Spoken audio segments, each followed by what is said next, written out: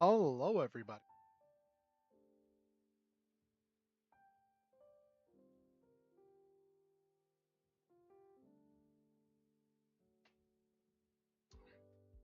Okay, sorry, I was drinking some water. Some meal water. Hashtag not sponsored. Let me let people know that I'm live.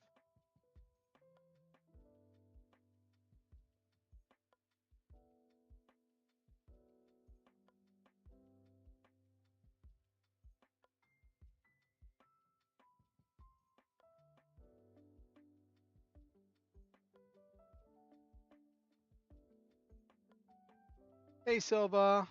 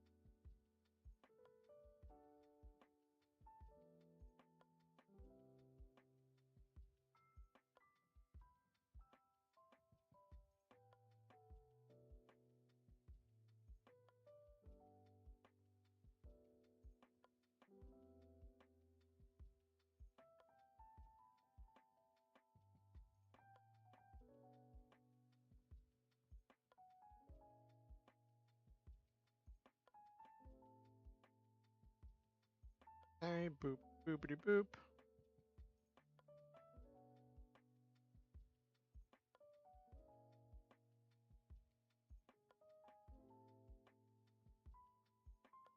Uh,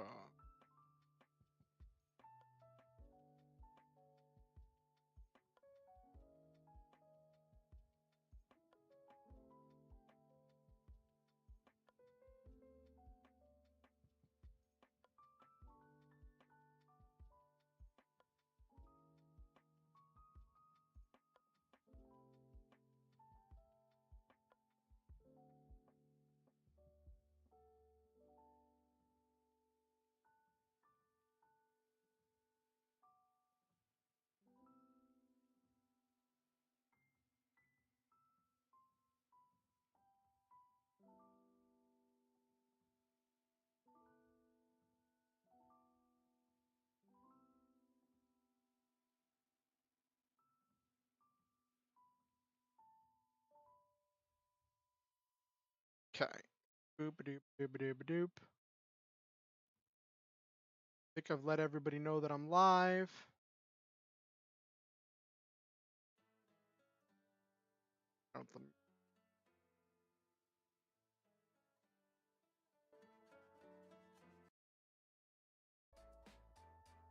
There we go. Cool. I'm liking this GameChops playlist. It's different and it's always got a different beat to it, so it's not the same like 20 songs over and over again. So I'm really enjoying that. I might download some GameChops songs and make an offline playlist to play while I'm gaming. That might be on my list of things to do. Because I feel like I need, or I might just stick with the lo-fi stuff whenever I do my gaming next time. Instead of the EDM playlist, because that was just not it last time. Setting. All right, so Silva, how was your weekend? You do anything exciting? For once, I didn't talk to you because we didn't have Soletta Sunday. Didn't have Soletta Sunday. We just had to rely on memes to cope.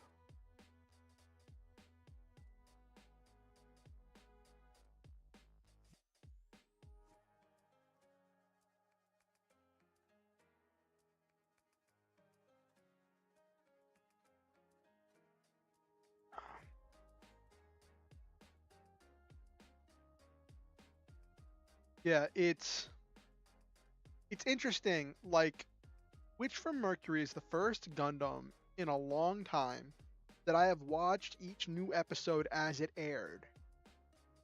Um, from beginning to end. I kind of did that with Build Fighters, but I feel like with Build Fighters, there was at least one or two times in the middle where like I missed an episode and then I just doubled up and caught up on the episodes before the next new episode or something. But like Build Fighters was released on YouTube, which I think it was a mistake to not just keep releasing things to their YouTube channel, but I realized they probably just got more money from Crunchyroll for it.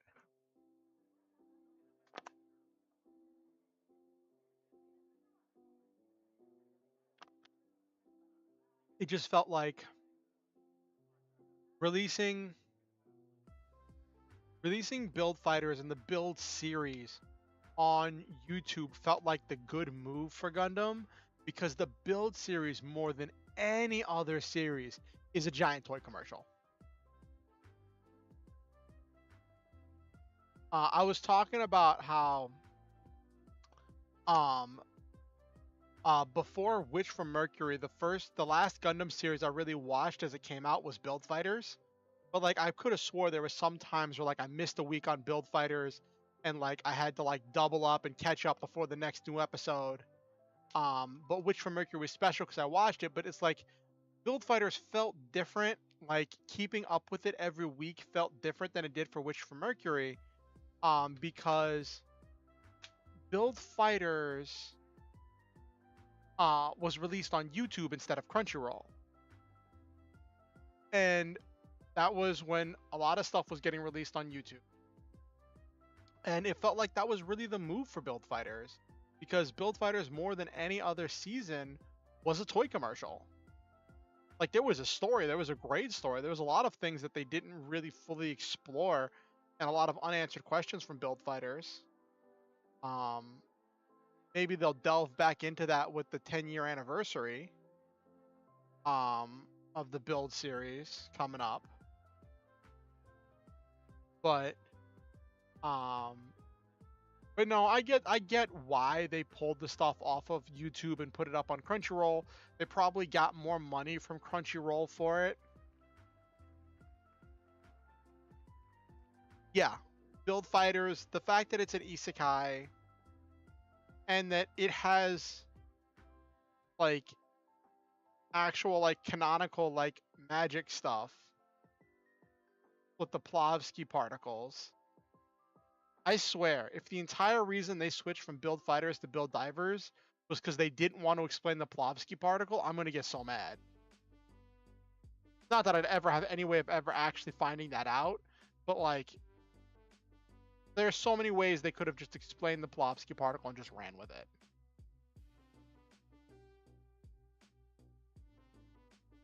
I'll never forget when the final episode of Build Fighters Try came out. I watched it with my friend, right? And I watched it with two of my friends, and we had a whole summer of building Gunpla together, right? And it was a whole time of Gundam and all this other stuff in my friend's basement. And we watched the final episode of Build Fighters Try. And my friend's girlfriend watched it with us, and she'd never seen anything of Gundam. She had never seen any Gundam, but she'd heard about it. And she was so confused, was like, why are there toys? And we're like, okay, so in this season, but then as soon as we explained it, that like in this season of Gundam, all the other seasons of Gundam are TV shows, and this season they have toys of all the other seasons. As soon as we explained it, just like snap of a finger, she just instantly got it. She was like, okay, or at least she acted like she got it. I'm wondering if she honestly like didn't get it, but just kind of like nodded along. Oh my gosh, I had a hilarious session of Lancer last night. So one of the things about being a game master is you will consistently, you are almost guaranteed to repeatedly, shamelessly rip off franchises that you find enjoyable. That is just a thing that happens. And I made, since my characters are traveling for the traveling sessions, right? I made this list of 20 random plot hooks that the players could interact with while traveling, right? And in order to prep for the session, I rolled dice to determine which random plot hook I got, and then I build the adventure based on what I got from the random table. And I put something on the table that I didn't think I was gonna use, but it was that the players come across a barren planet with ring-like engines mounted on the sides of the planet flying through space.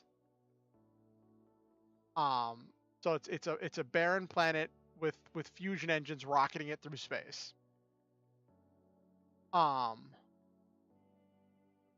I was like, okay, how do I build an adventure out of this? And I'm like, what? My brain just went, what can I shamelessly rip off? What do I think about when I think about a rogue planet flying through space? And my brain, because of my brain rot, just went, boom, Sephiroth, Final Fantasy VII. Because I don't know if it's his plan in the remake. I guess Unicron. But in the original Final Fantasy VII, Sephiroth's plan was to kill everyone, to take control of the planet, and to conquer the cosmos, riding through the cosmos on the barren remains of Earth.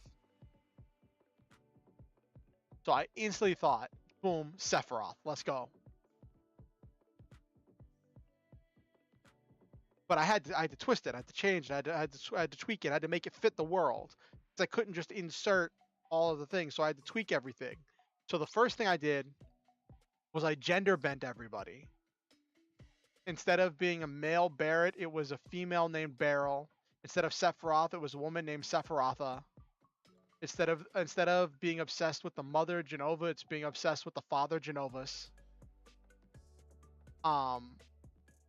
And instead of being the rebel organization Avalanche, I named them the rebel organization Tsunami because it's another natural disaster. And I did my best to write this compelling narrative, this compelling backstory to see how the players would interact with it. And I had ideas for how the players are going to interact with it, right? I figured that the players would either destroy the engines, destroying the planet, but it wouldn't have killed Sephiroth because of her powers being awoken because of that. Thanks,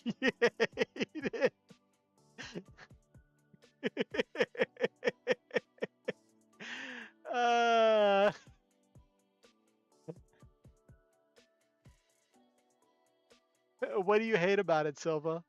You hate the Sephirotha?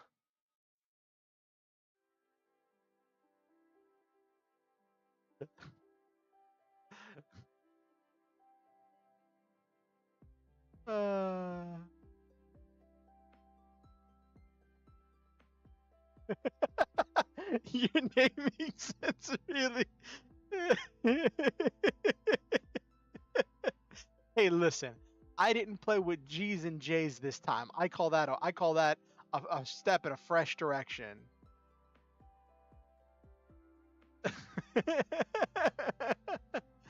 What's wrong with my naming sense? I think my names are on the nose and creative. Besides, I think Nabaru is going to think that my ideas were great. Nabaru always likes my ideas.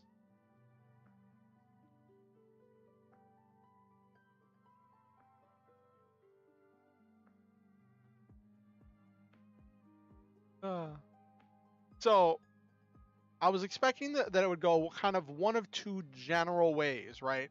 And I have some general ideas for how the players are going to play it out. But I didn't want to do that one because I felt like I was already doing that with Sephirotha. So I named it Barret Beryl.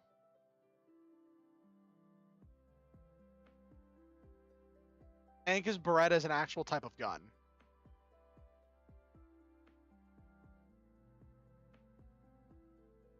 Um,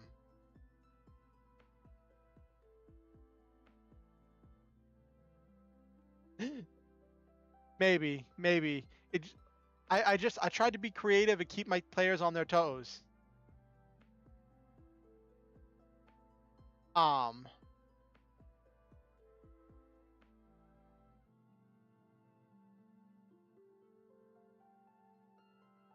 oh my gosh. No, she's not a no, she's not an idiot monk who thinks that she's a barrel. So I had this whole thing and I tweaked it. I made sure to integrate in recreating the Final Fantasy VII story and plot. I made sure to insert um enough mechanics and tool and pieces and references that it made sense in the world that I was creating for the game. So that way the players would understand what was going on. And it was funny because one of the players kind of like zoned out. They were like in the middle of some other stuff that was happening, and I didn't even realize they said BRB, and I kept going, and everybody else just kept going. And this player who'd gone BRB was the one that everyone wanted to talk down Sephiroth. And so this player came back, and everyone's like, "Okay, you're gonna go do the thing," and they're like, "Wait, what?" And then they're like, "I've been gone for the last 12 minutes," and at first they didn't say anything at first. They're like, "Okay, what?" And then I was explaining every time they'd ask a question, I'd answer the question. And then they're like, "Okay, I'll be honest, I was gone for like 12 minutes." And I was like, "Okay." So then I just went over everything again. Um, and so one of the players was like, I don't know how to deal with this, but I don't know how to make this work. But I think it'd be really rad if I just rode up to Sephiroth on my dragon because they have a dragon. Um, and I was like, sure, you can ride up on your dragon. Uh, so this player rode up to an angry Sephiroth on their dragon. And so I had ways I thought it was going to go. Like when I was planning this out, I was expecting them to either blow up the engine somehow, and I was going to give them tools, and I was going to let them construct the tools and construct the plans and deal with the challenges of setting up the destruction of the engines. Um, and uh, then that would destroy the planet. They would have rescued the survivors already, hopefully. Um, and then Sephiroth would just still be fueled by rage and eventually track them down and become an antagonist later on in the story. Or I was expecting them to talk down Sephiroth to show her reason, and to reach her and to convince her that her path was just going to cause more destruction and more pain, and that because in my story, Sephiroth was motivated by grief and anger and pain and loss. Um, in my story, Sephiroth's family, Sephiroth came from a family who possessed supernatural powers, and the Shinai Corporation, after discovering their powers, took all the members of their family, dug up the remains of their entire family line to use to create these engines. And yes, female Sephiroth. I introduced a female Sephiroth in my Lancer game, and so in this story, Sephiroth was fueled by revenge of the loss of her father and of her entire family, and of the feeling of violation of watching as all of her ancestors and family members were dug up and their remains were ground up to pieces and used to produce these supernatural engines to propel the planet through time and space. And so she was just this big ball of rage and hurt and anger, and and anguish, and her rage had caused her powers to elevate her to being something beyond human, something that didn't need to breathe. Um, and she triggered the engines before all the biodomes were created.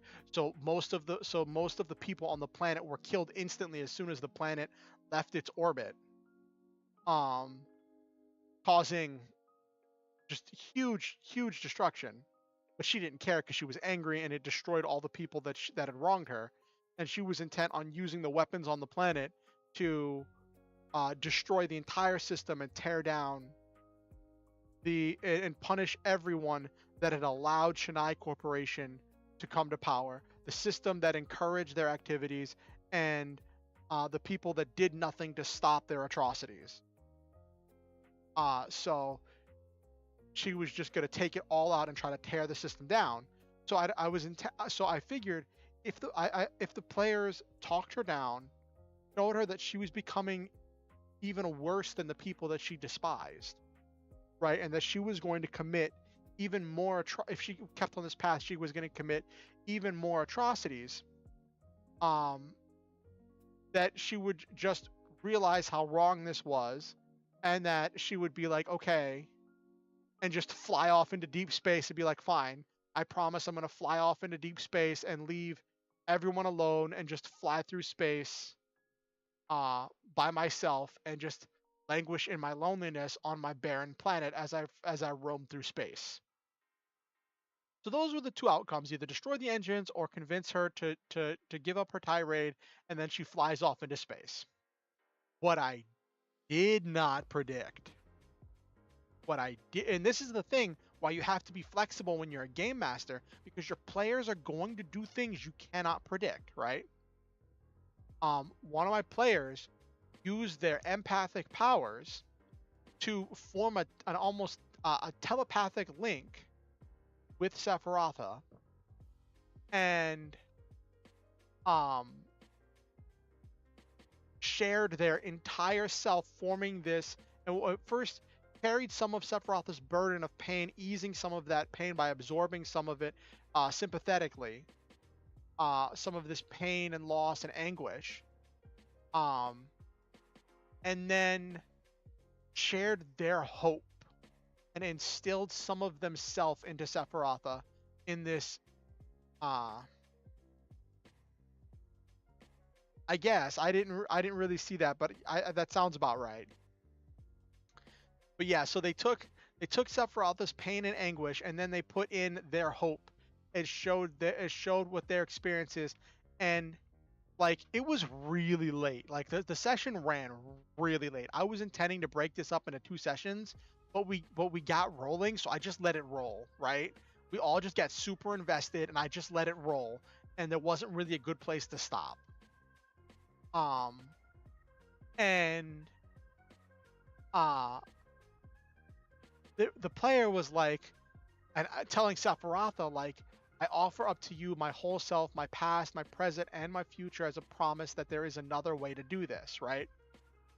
And I'm like, wait, did they just say what I think they made it? So I paused and I was like, okay, above table right now, I need to know what you're intending, because I like, it sounds like you said one thing, but I know you said you're tired, and I don't want to have you being resentful. Well, I didn't say this, but what I felt was I didn't want a player to get kind of resentful or feel frustrated that I was acting on an unintended reference that they were making.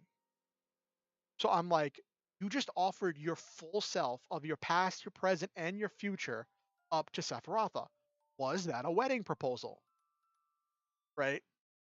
And the other players were like, yeah, that's what it sounded like. It sounded like a wedding proposal. And that player's like, no, that's not what I meant. And I'm like, okay. And then we kept talking, and they're like, but I know, but like, is she cute though? Is she buff? I'm like, well, she's buff, she's strong, she's female Sephiroth. And he's like, and they're like, oh, really? I'm like, does that change your answer? They're like, no, that doesn't change my answer.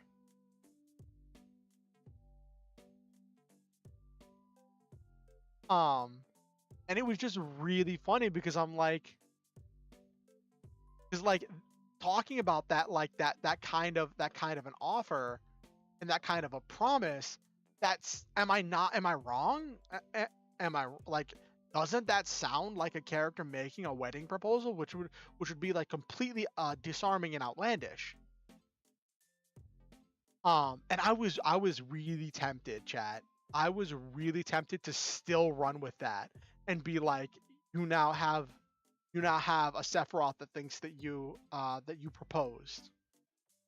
But I was like, no, I don't want to saddle up a player with something that they didn't intend, because it's about the players having fun and it's not about me being a cheeky little jerk.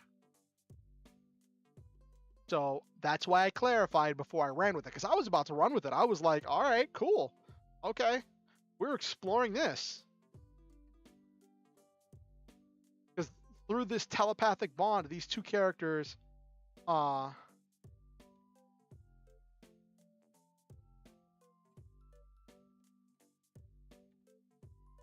see, that was the other thing, right?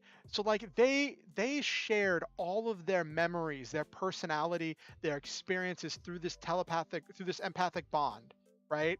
They kind of pumped all of these feelings and emotions, everything they've experienced on their journey, and then they did their entire present and past, and then they promised their future.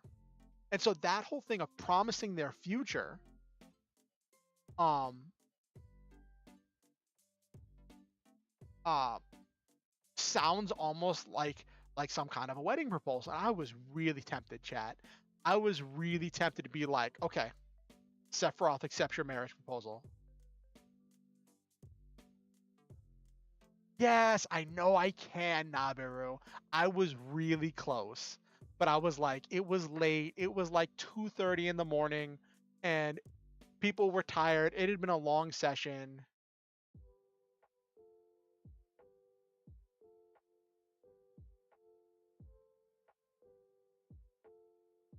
Well, I wanted to clarify because I didn't want to ruin the moment. And I guess I could have had that character be like, "Are you proposing?" Um, I could have asked in character, but I wanted to clarify what the character's intent was, because I have put that character through the ringer before. Um, but then I was like, okay, but you've still promised your future, and so Sephiroth was like, all right, well, you're gonna have to take responsibility. You've promised your entire future to me, to that there's another way to do this, to tear down the system, to make sure no one else has to suffer like I suffered. Um, so I'm gonna hold you to it. I'm gonna follow you. So then, that the character's like, listen, come on my ship, relax for a little bit. Let's figure this out. Let's talk this out. Just, just come aboard the ship. And so she's like, oh, okay, I'll come aboard the ship. And so then that character took Sephiroth in, and as soon as Sephiroth like released her anger that had been fueling her for years, she just collapsed. So then they had to take her to the med bay, found out that she was extremely dehydrated and malnourished, and that um, even with her powers, there was only a limited amount of time she could have kept this anger up without some kind of sustenance. Um, and so then the rest of the party's like, okay, what now? I'm like, well, you have one character, because there are three members of the party right now, because one of the players had dropped out. So I'm like, okay, now you have one character in the med bay with Sephiroth. You're on a planet that's hurtling at near light speed, and now there is no one at the helm of this planet. There is no one steering the planet. And one of the players was like, wait, did we make it worse?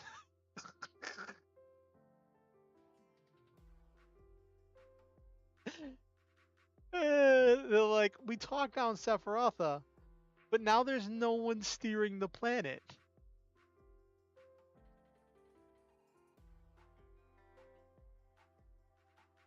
Uh, um,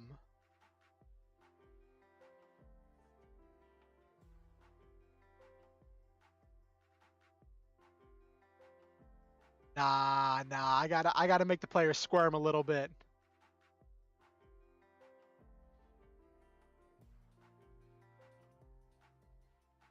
Have her die because she's been consumed by her anger and like she's given up her humanity, so she can't return to being human anymore. So then she just dies and passes on her power to the player character.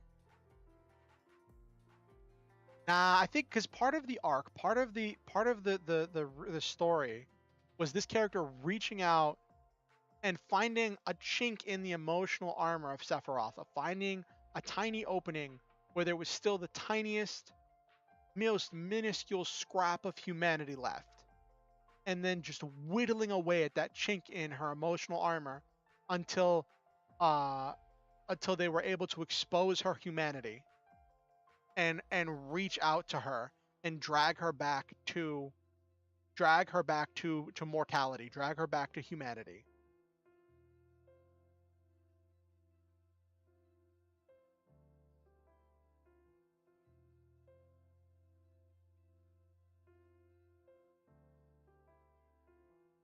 Um, which that also led to some funny conversations because like so then the players are like, what do we do?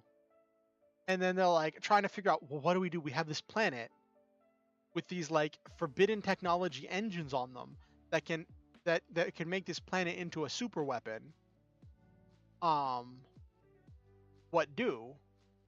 And then um the players are like, let's give the if we're not going to keep the planet, let's give the planet to this organization called the Albatross, which are essentially the Lancer equivalent of like an order of paladins, like an order of white knights on shining armor, shining knights in shining armor on their glowing white horses, riding in to save the day. They are the stereotypical good guys there, and one of the key caveats of the Lancer base setting is that the Albatross represent everything good about humanity.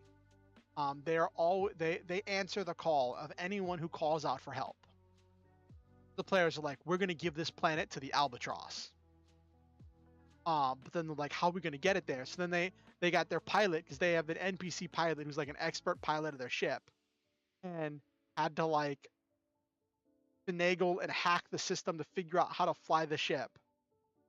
But there's like the area around the helm of the planet is decompressed, so they just have to keep bringing air tanks over to the pilot in order to keep the pilot breathing long enough to fly the planet.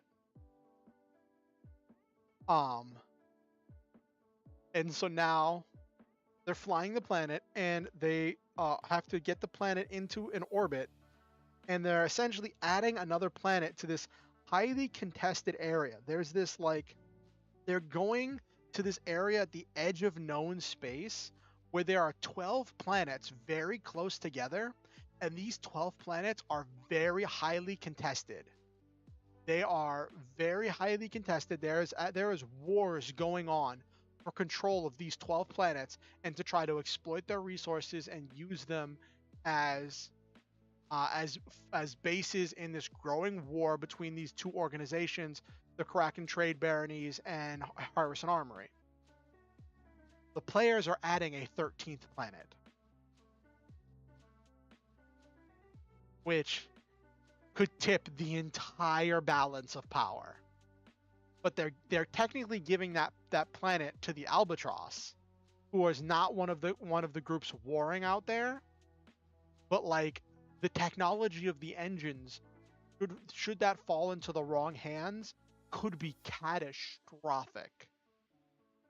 And also the knowledge that they have a person with these kind of supernatural powers on their ship, like the knowledge of Sephiroth, could be huge.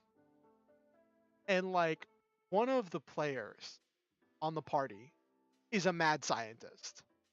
He's a mad scientist in all of the most interesting kinds of ways. And he is a mad scientist with a lot of resources and a very temperamental moral compass.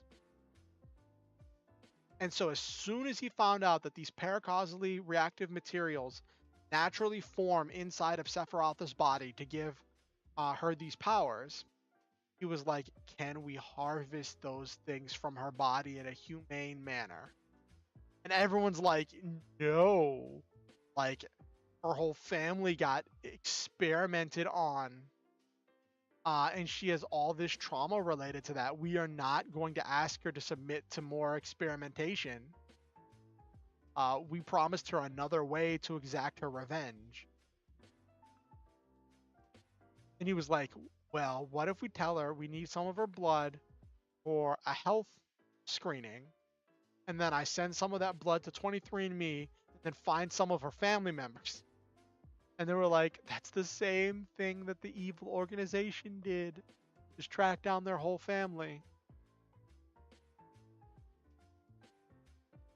But yeah, it was hilarious.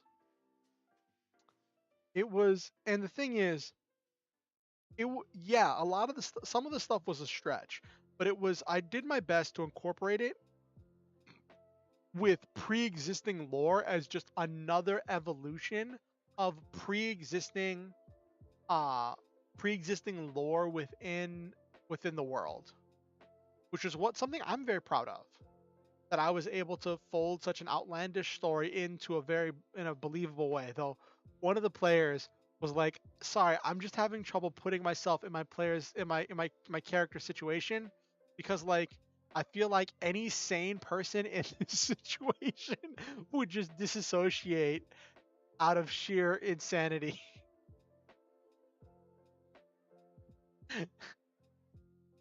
Because it's like, yes, they're flying a planet. But the thing is, they'd asked to fly a planet, which is why I put it on the random chart. They'd asked about the possibility of flying a planet, so that's why I put it on the random chart as one of the things they could run into.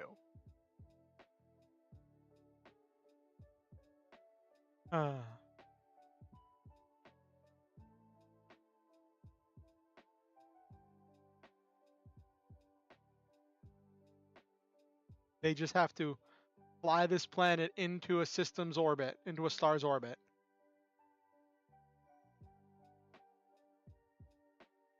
And it should be glorious.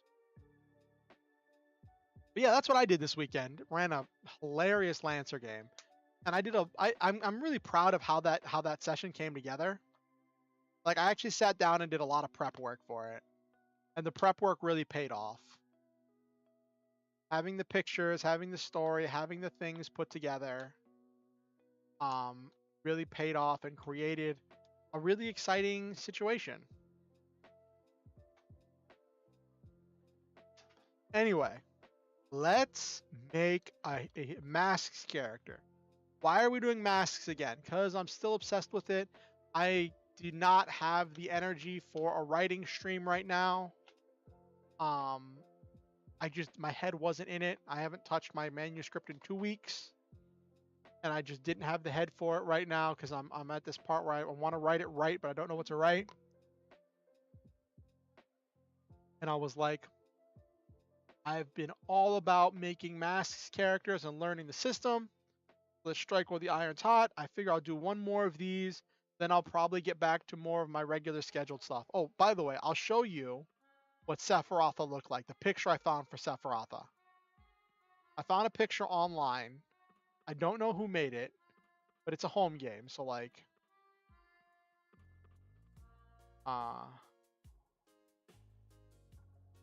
where I won't show you the barrel picture because that one's kind of a bit too risque, but like, this is Sephirotha. This is an image I found on the internet. I think, because like because there are a lot of female Sephiroth images on the internet, right? There are a lot of female Sephiroth pictures, and I feel like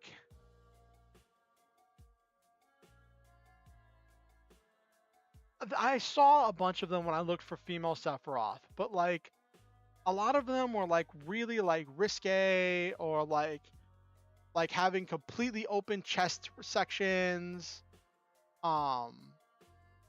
and were just not what I was looking for my game, right? So I just found this one and I thought this one was nice. It was and it hit all the right notes I wanted it to.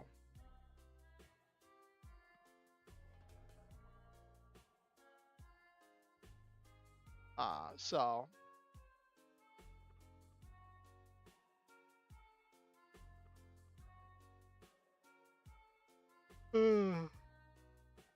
so yeah, that was what I used for that.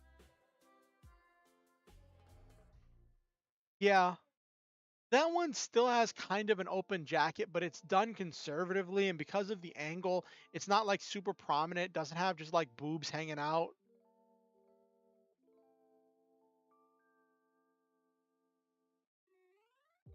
Um, so that's why I like that picture.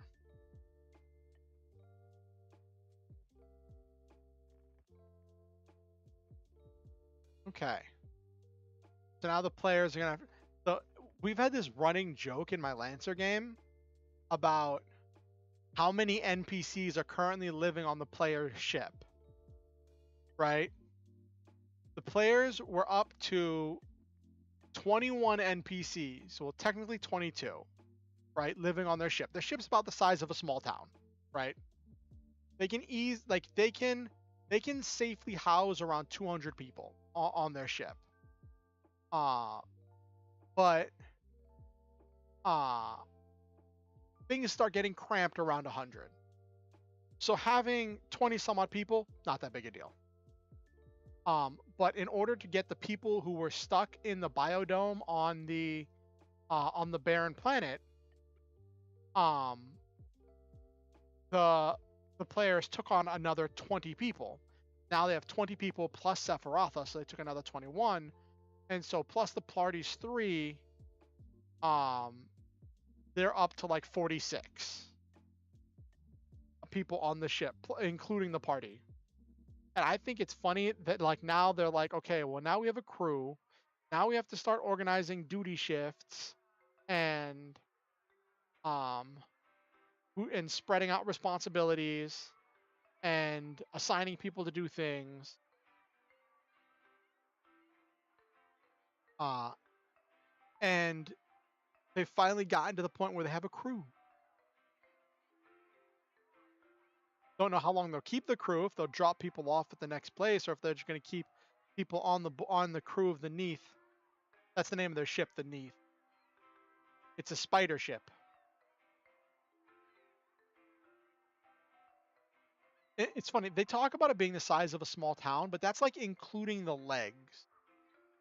But like the legs are kind of folded in. But in my head, I envision it as the legs don't really have living spaces. They're like mechanical parts with like engines and uh and weapons mounts and like other actuators and stuff. But they're not like things people live in. The actual living space I imagine is being in the body.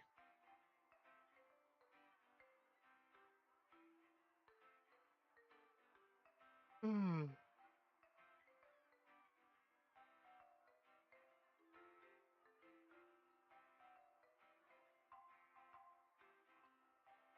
All right.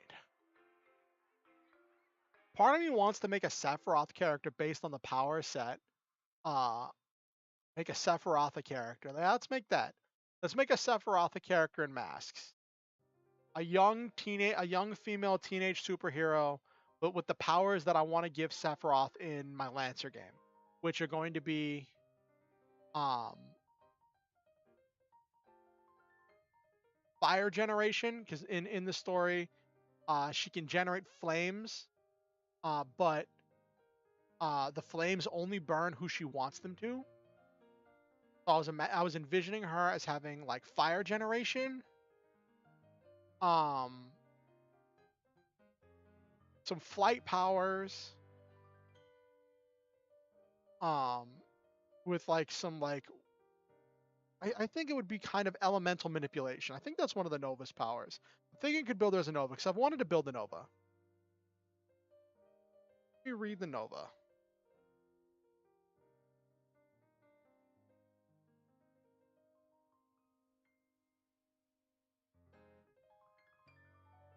Elemental control is one of the things that's listed there.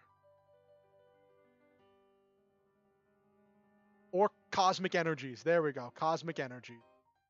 Covers all of it.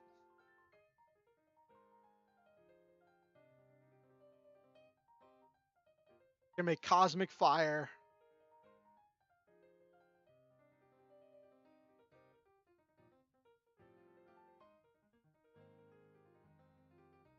Okay.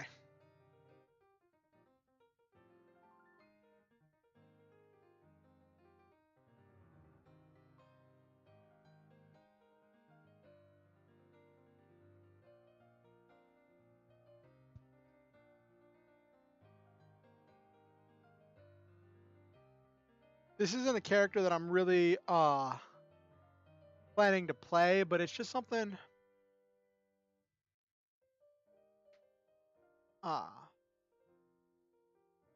something to think about. Let's get to the writing scene.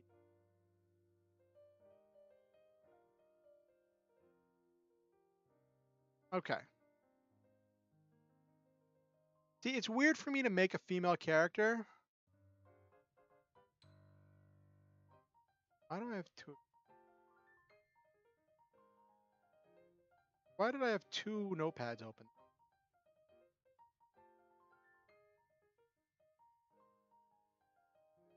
But yeah, it's weird for me to make a female character because I can't envision myself as a female. So like normally you're making a character that you'd want to play, but like I don't think I'd ever want to play a girl. But like guys play girls all the time. So I don't know, maybe it's just a hang up with me. I don't know.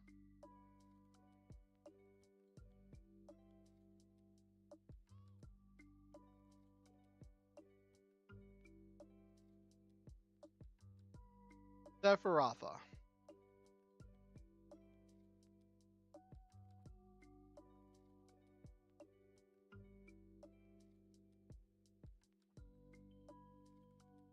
Hero name.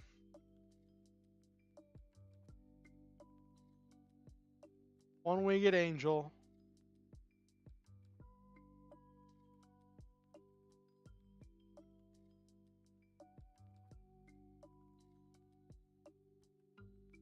Okay.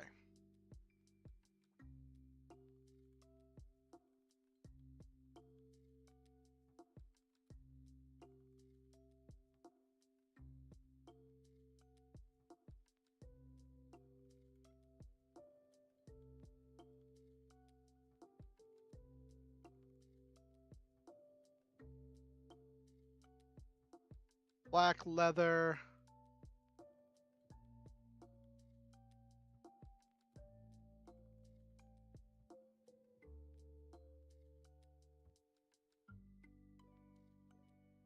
Shoulder pads.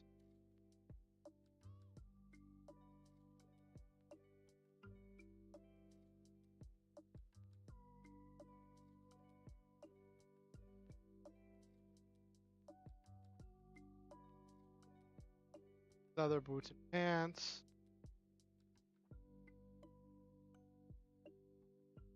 Carries a long sword.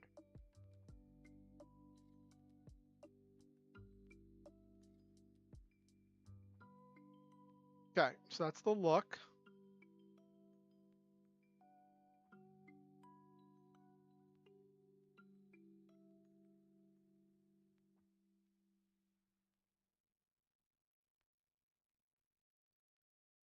So I'm thinking cosmic energies sounds really cool, like cosmic fire, starlight.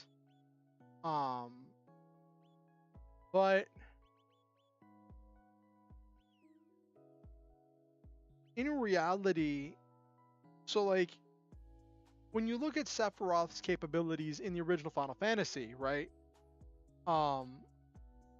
His powers are essentially sorcery.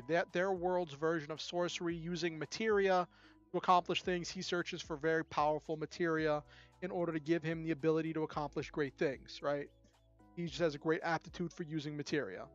So it would technically be sorcery, but this isn't that Sephiroth. This is my Sephiroth, this is my character from my world, who I'm gonna give elemental control. Um,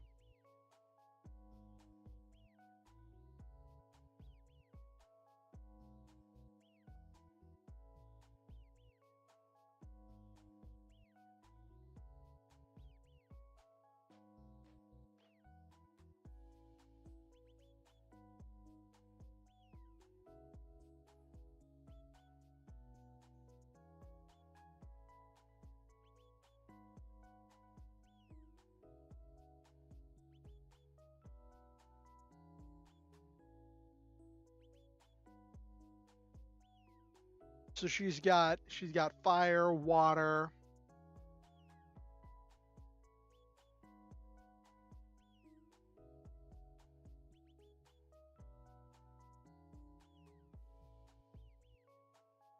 lightning. What are the ones? It's fire, water, thunder. What are the materia types?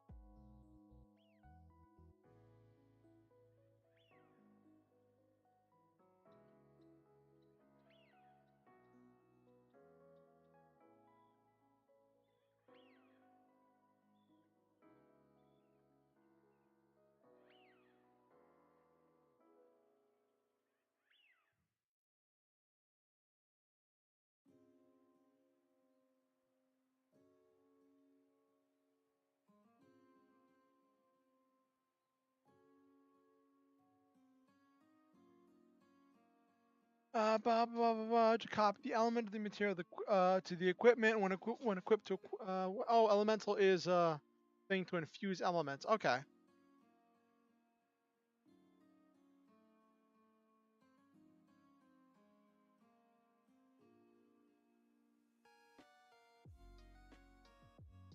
Okay.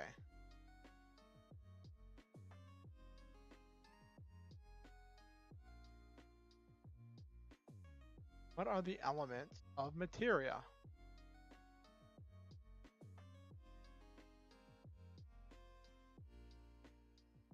So we've got. Okay, we've got fire, ice, lightning,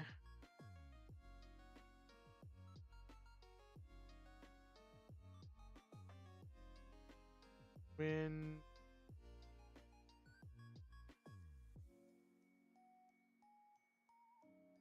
holy. Okay. Now let's.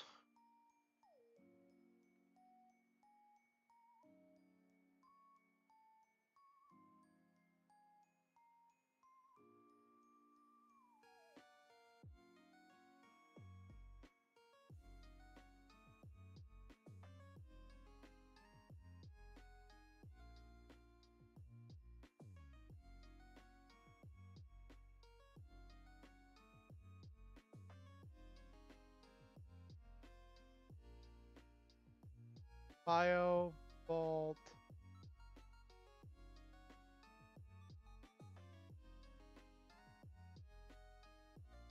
fire, ice, quake is the earth,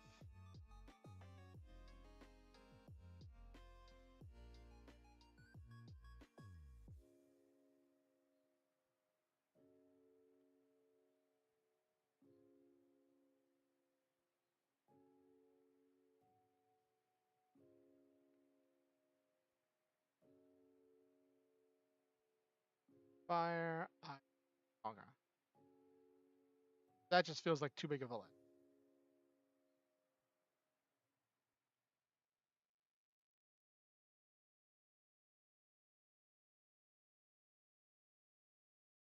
Lightning.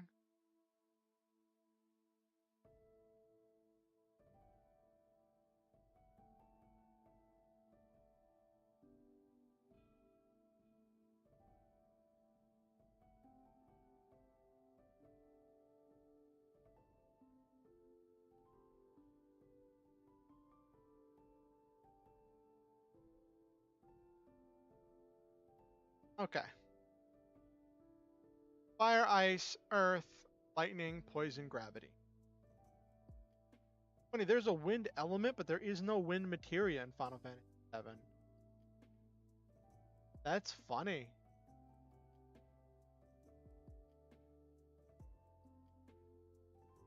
Okay.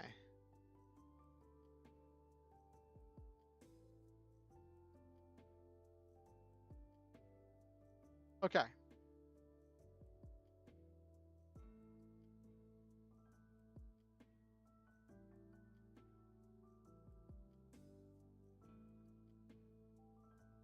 We're going to trade out lightning and poison for wind. Fire, ice, earth, lightning, wind are the elements that she can control.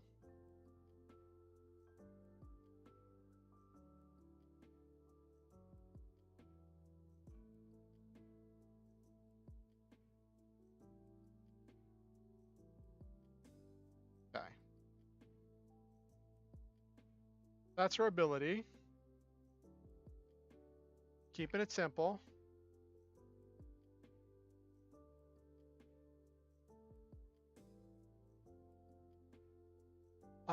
What does she have?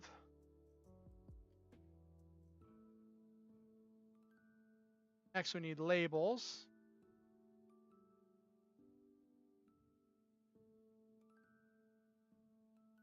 I'm gonna give her the +1 to danger, so she has danger +2.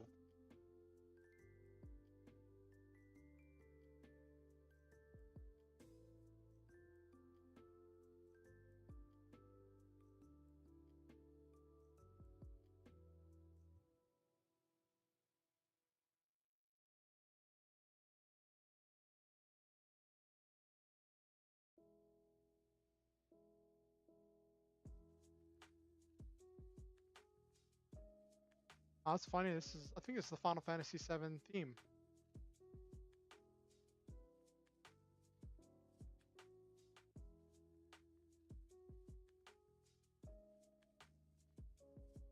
Definitely -1 to mundane. That's for sure. Now I gotta come up with a backstory. And reimagine this character as a young superhero.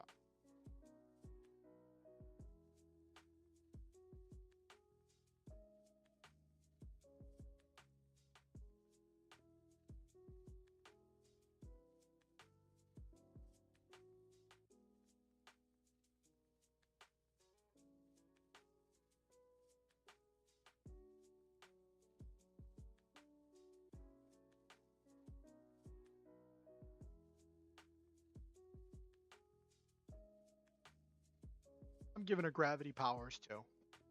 That's an element.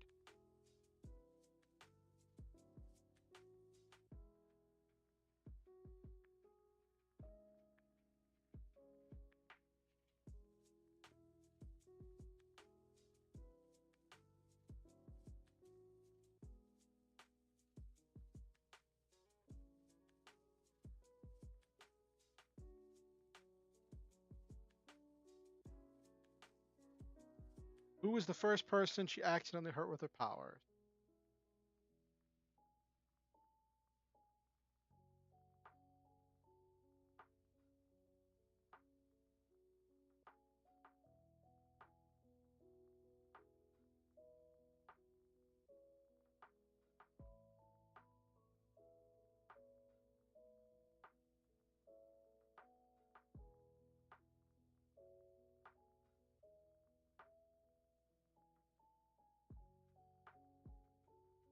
Burned him with her flame.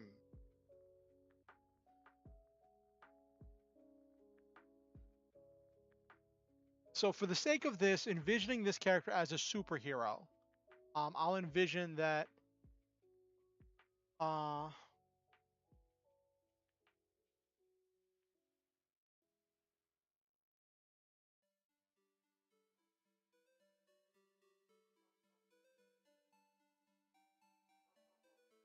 best friend Abiona helps her control her powers.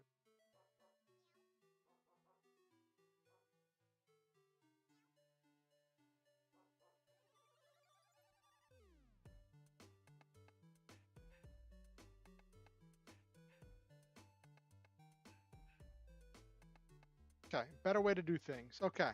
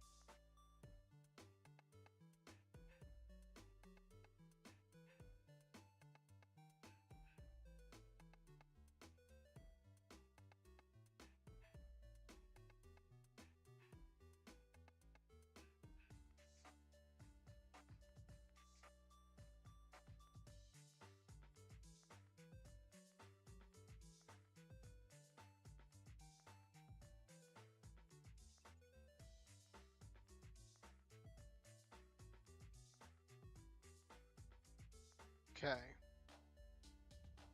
Why does she care about the team?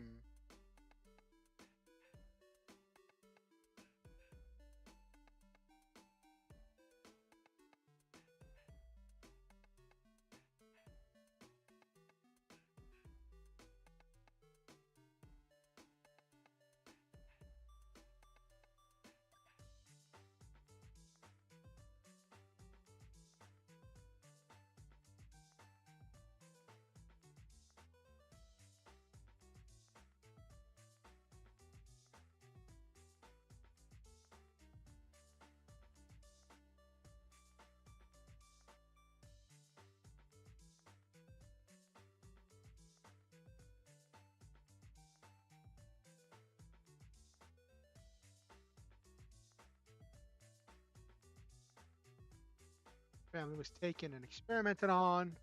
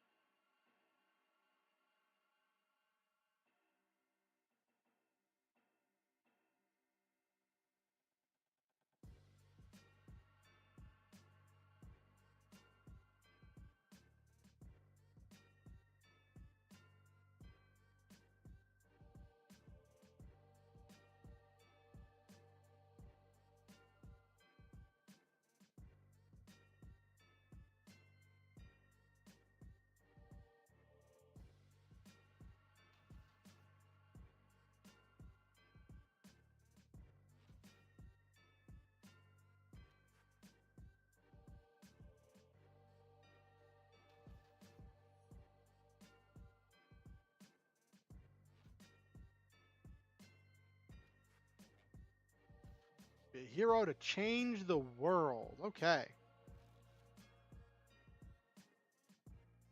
Now, the switch over.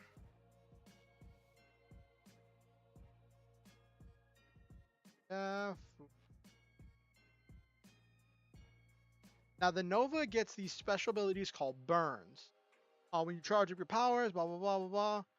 Then your burn. So on creation, you choose 4 flares.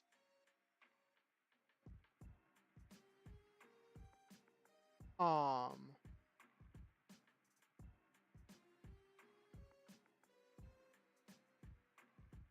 right. What does she want for her flares?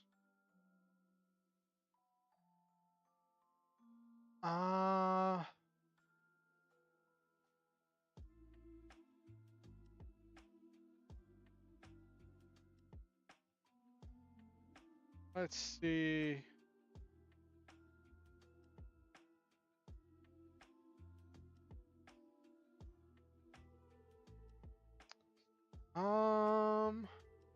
Of course, she's going to take Reality Storm. Channel Destructive Burst with her power. Spend 1 burn to directly engage the threat.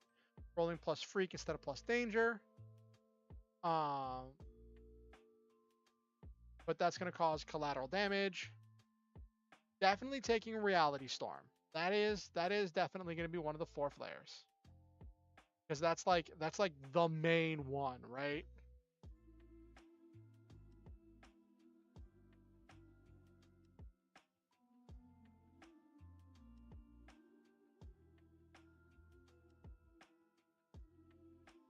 Reality Storm. Okay. Um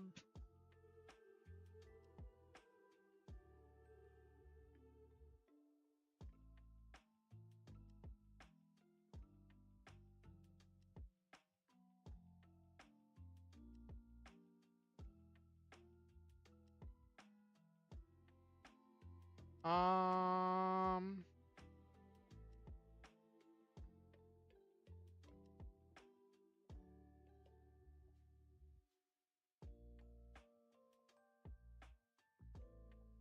we're gonna go with Boat for the second one because she's able to put a moat of flames around herself in order to keep people from getting close to her.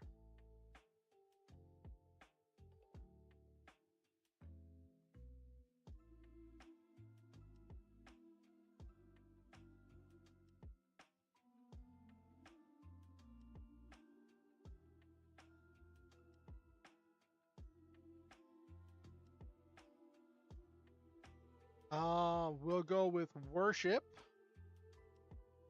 because she can extend her powers to inspire awe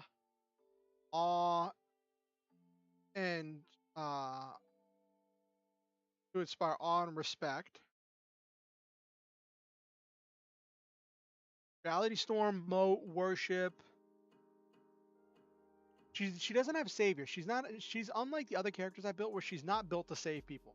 If I built like one of my other characters that I was actually planning to play as a Nova, I would definitely take shielding. I would build specifically to take shielding.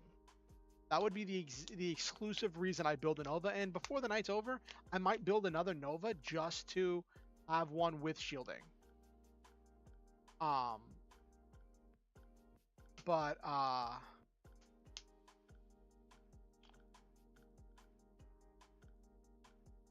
we've got Reality Storm, Moat, Worship. What's the final flare?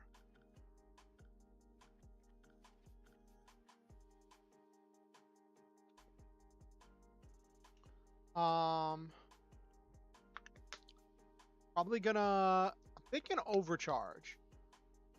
She's not a support character, so she wouldn't take boost. Um.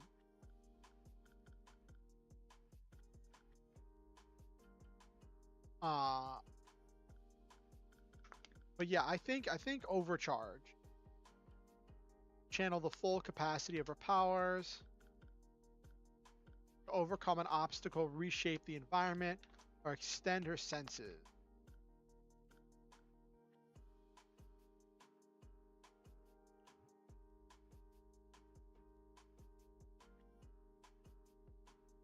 Yeah, so we'll take Overcharge. That's the character done. I'm getting better because like before it took me the entire night to make the character. This took maybe 30 minutes. Maybe like 20, 30 minutes.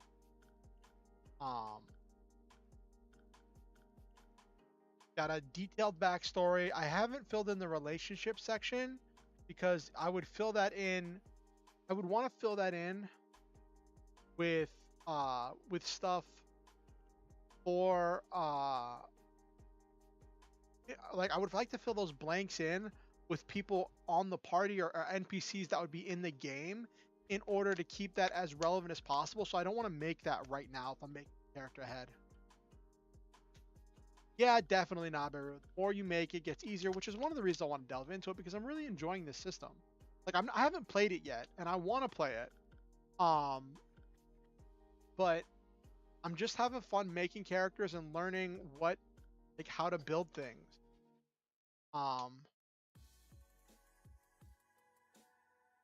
She's got our elemental control.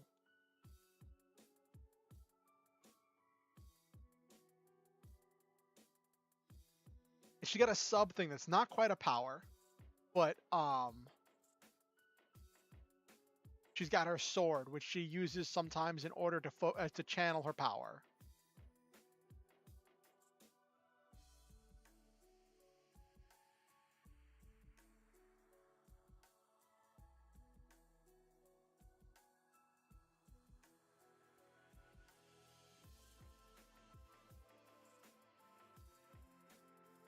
Hey, Superhero 60, how are you doing? How was your weekend?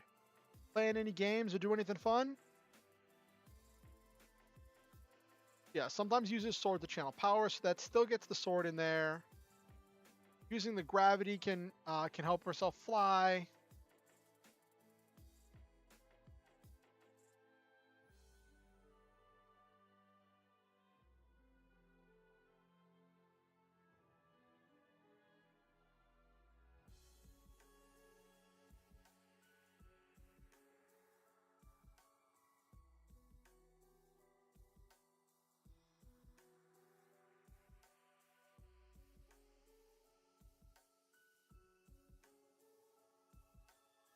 Fire, ice, earth, lightning, gravity.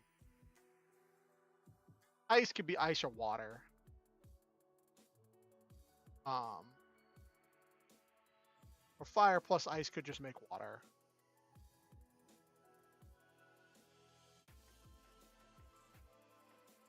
I think it's a pretty decent array of elements she can control.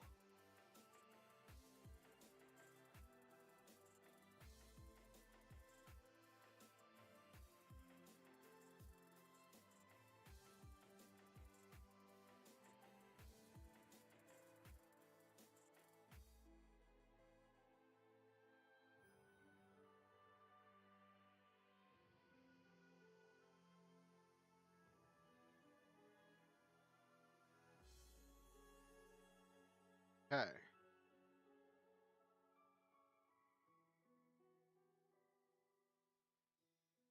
I'm doing all right. How are you doing, Superhero 60? Did you eat anything tasty today? Or you do anything fun?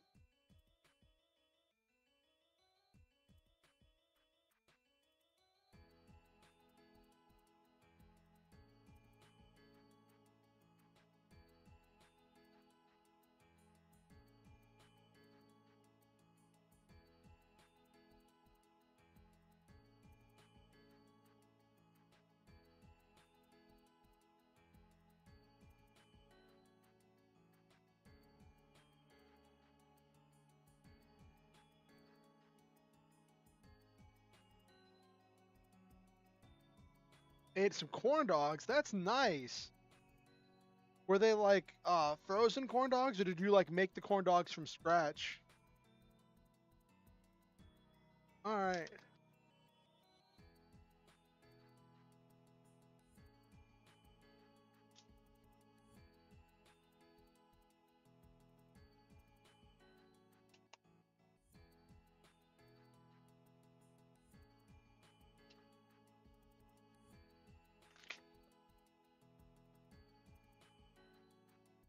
Okay. Oh, frozen corn dogs? Okay, that's cool. I figure like I see so many frozen corn dogs in the stores.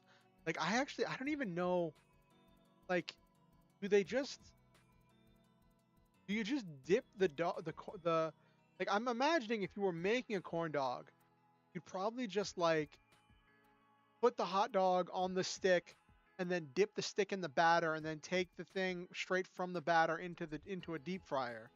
That's how I imagine it would work. I don't think I've ever seen, at least not that I can remember, seen a corn dog made like right in front of me. Which is weird because you'd think that like that'd be a thing you'd see at like state fairs, but I haven't really gone to fairs. Like most of the fairs I've done were like I was always doing something when I was at a fair when I was a kid.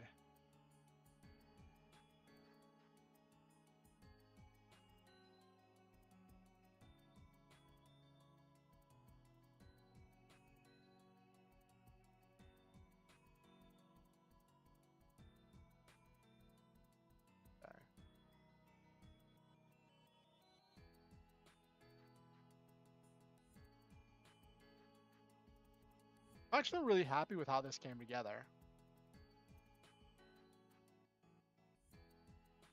Hot dog covered in batter, usually honey flavor on a stick. Yeah, that sounds about right, Nabaru. Alright, let me save this.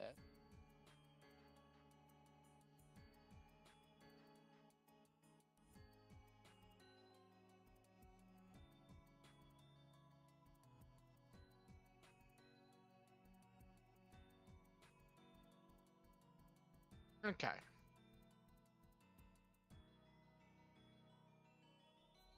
You can deep fry anything if daring enough. Even yeah, because like for the ice cream, don't they like roll the ice cream in like some kind of like batter or breadcrumbs or something before they deep fry it? Isn't there some trick to that?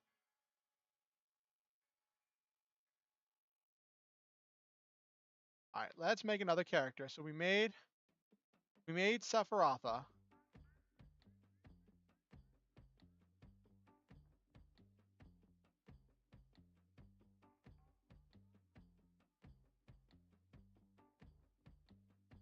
How would I make Cloud? Or I could take one of my existing characters and make it as uh make one of my existing characters as a Nova. Or I could do something else. I already did a Nova. What else is there? What else could I do? Done an outsider. I haven't done a protege yet. I'm not sure what I'd want to do there.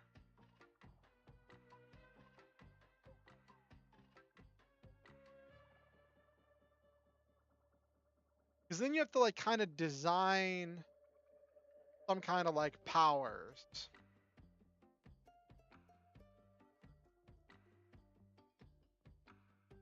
Give him a big sword. Power is strength. Some effects channeled through his sword.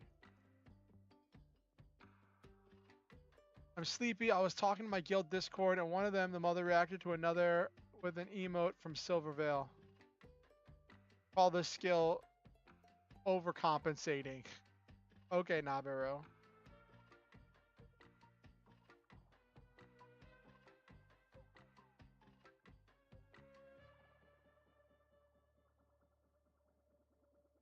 I almost want to make Cloud as a transformed. As a person with like, um, who's because Cloud always thinks of himself as being so monstrous.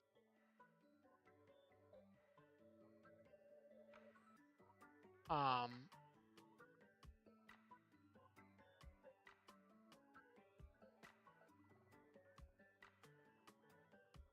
uh, yeah, but some kind of strength enhancing sword ability. I haven't made a legacy yet. I made a Janus. I haven't made a doomed. I think Cloud would make a good doomed if the idea is that his powers are slowly tearing him apart. Because that's also another thing of Cloud is that like he's kind of like living on borrowed time. He doesn't know what memories are his. Um he doesn't know what memories are his. He doesn't know uh what what's what. He's just what do you I don't know. I'm not sure if he'd make a good doomed.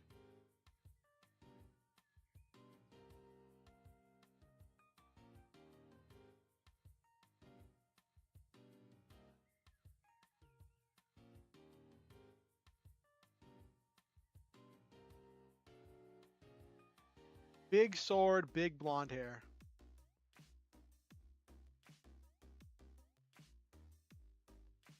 Cloud's not really a beacon because like he's not everyone looks at Cloud and already knows that he's got what it takes. Definitely not a beacon. Cloud's definitely not a delinquent. Could do doomed. With superhuman strength and speed.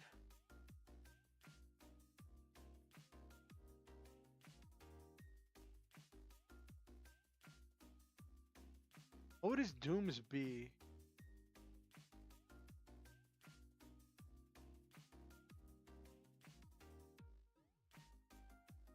Must stand and watch them unalive. Oh goodness, Nabiru. I saw this TikTok the other day of like it was at some con and this Aerith cosplayer was at the bottom of a down escalator in a praying position and there was a Sephiroth coming down the escalator with his sword extended. It was so hilarious. He was just coming down the escalator at her. Uh,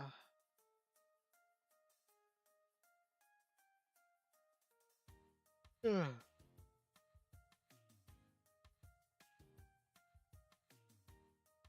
But I don't know. I'm imagining like Cloud. Would I treat Cloud as a doomed where like the more he uses his powers, it like tears him apart because that was kind of his thing.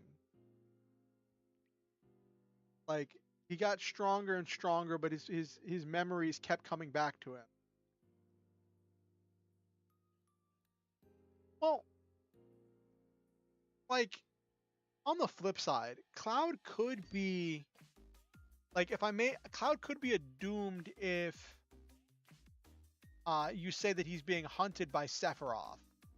Not Sephirotha, but the actual Sephiroth. If Cloud is being hunted by the actual Sephiroth, then that would be his doom. And using his powers draws Sephiroth closer. The more he uses his powers, the closer Sephiroth comes to him. That could work.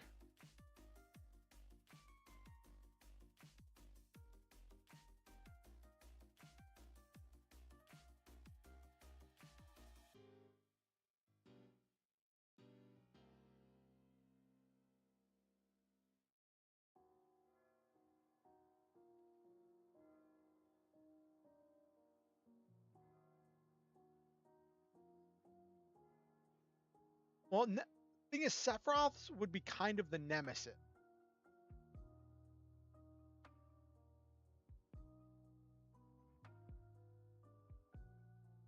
But I don't think something can be both the nemesis and the doom.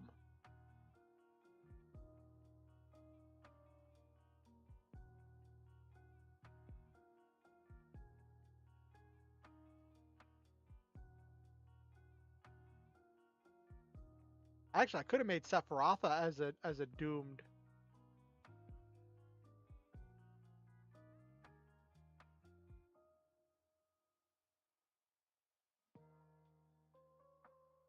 I don't know. Not super sold on the doomed. Might make a legacy. I might abandon the Cloud project and somebody else. Um,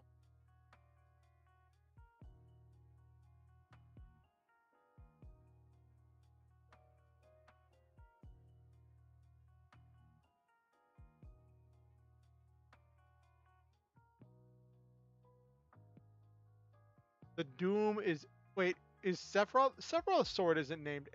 No, his sword's name's like Musarame or something, right?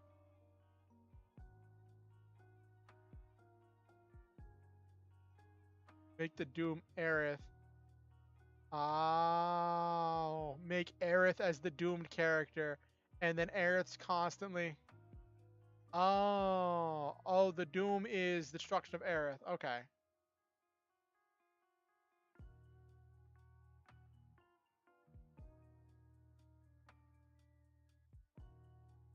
possibly.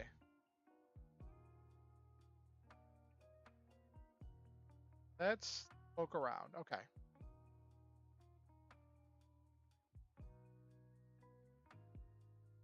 Don't know about a hero name yet.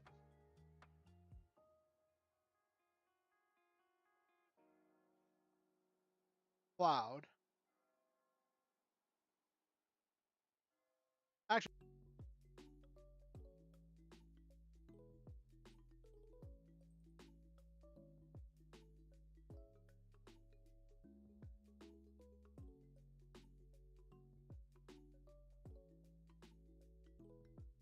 are we back? I just got a notification that apparently OBS just disconnected when I reopened that thing. Are we back? Are we good? Looks like we're good.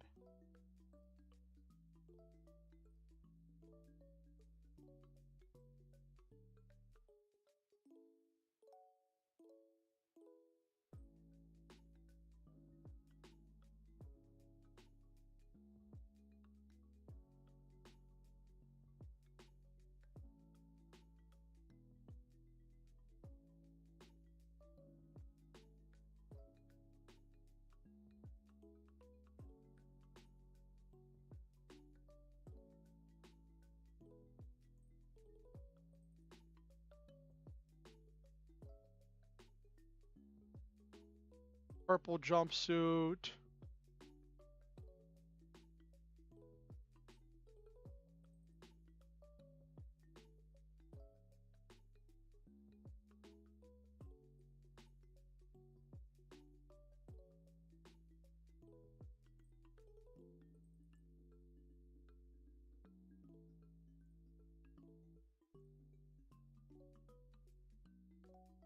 Massive sword.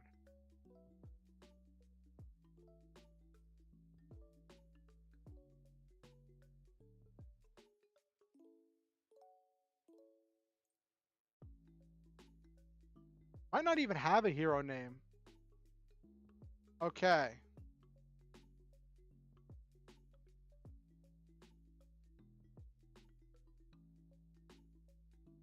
We'll say his doom is he's got magic poisoning. The more when he overexerts himself, it brings his doom closer. Doom isn't Sephiroth. We'll say the rival is Sephiroth, and the doom is the materia poisoning tearing apart his body.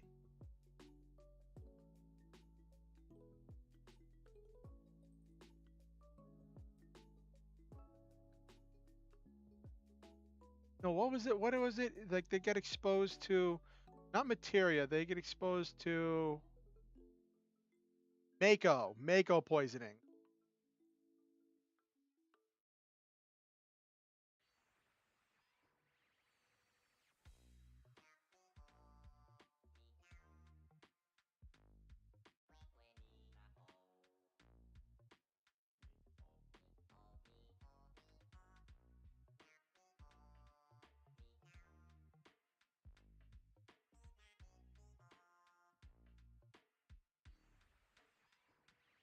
Superhuman strength and speed. Choose up to 3.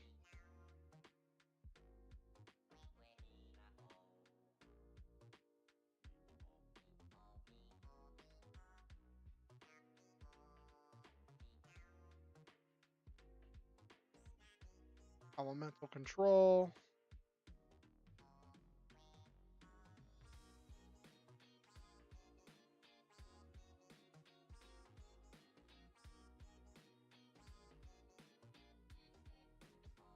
I'm gonna give him memory manipulation because it's funny.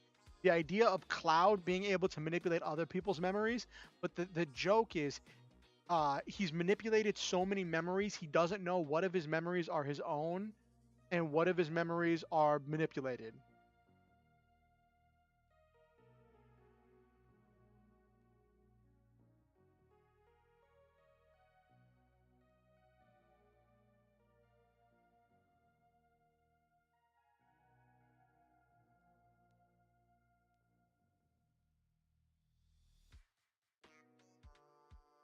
I'm not familiar with that character, Nabiru.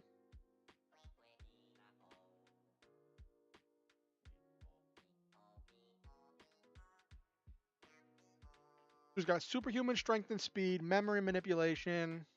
It says choose up to 3, and I could come up with something else. Old movie? Okay. Oh, was that the movie where like the movie's told like backwards? Where like the character every few minutes or whatever, he like his memory wipes and he forgets everything? Is that one? Am I thinking, is that the one I'm thinking of, Nabiru? Where like he has to have things around him to help him remember because every few minutes his memory wipes and the entire movie is told backwards, 10-minute chunks at a time.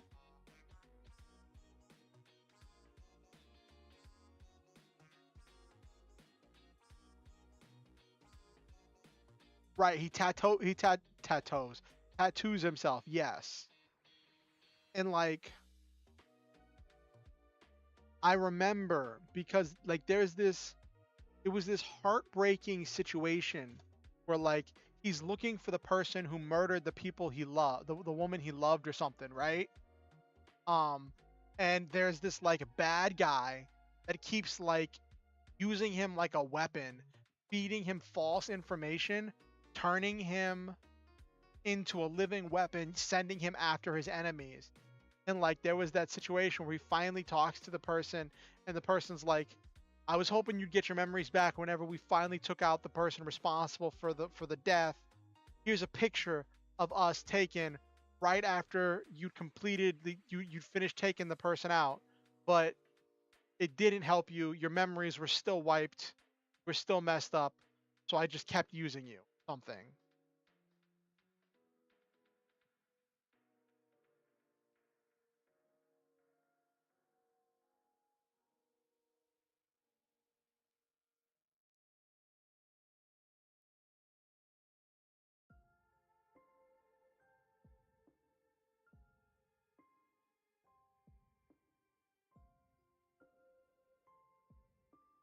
Body transmutation sounds pretty cool, with like him being able to become a monster.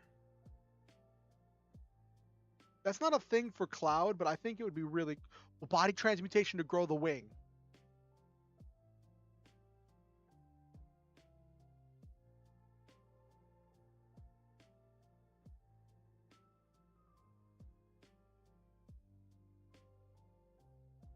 Can grow wings and fly. There we go. Body transmutation to grow the wing. That's it.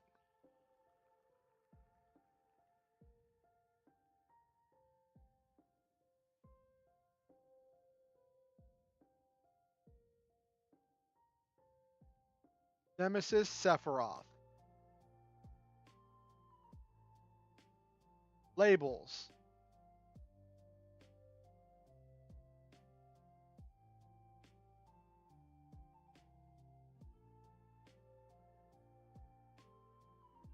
What does he see himself? He sees himself as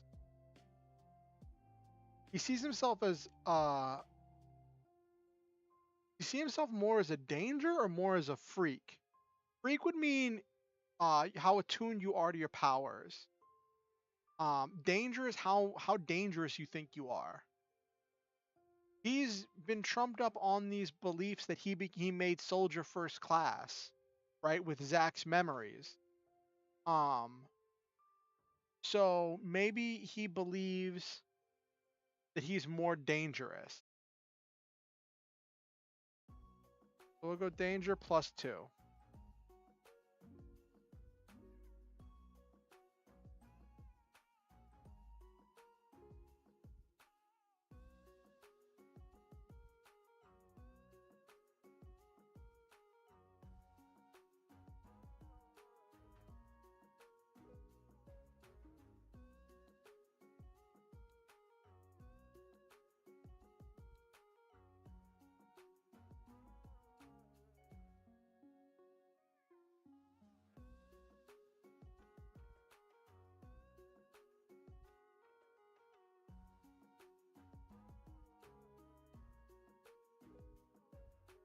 Backstory.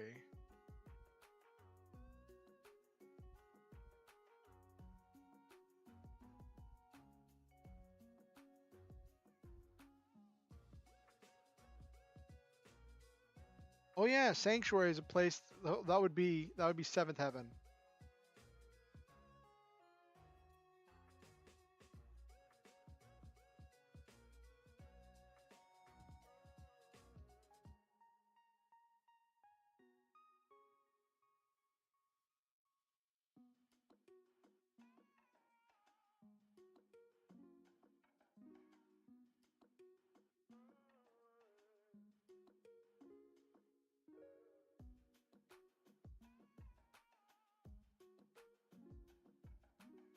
Aerith's garden will be his sanctuary.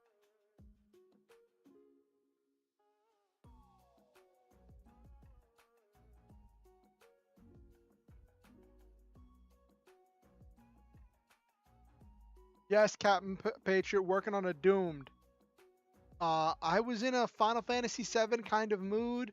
I made a female Sephiroth character as a Nova, so now I'm making a male, a regular Cloud as a Doomed.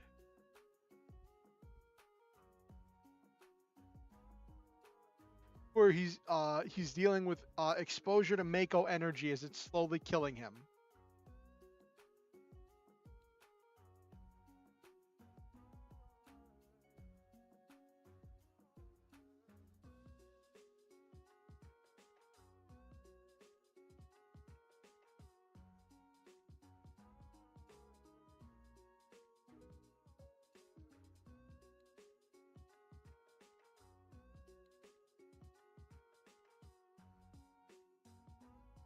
Okay.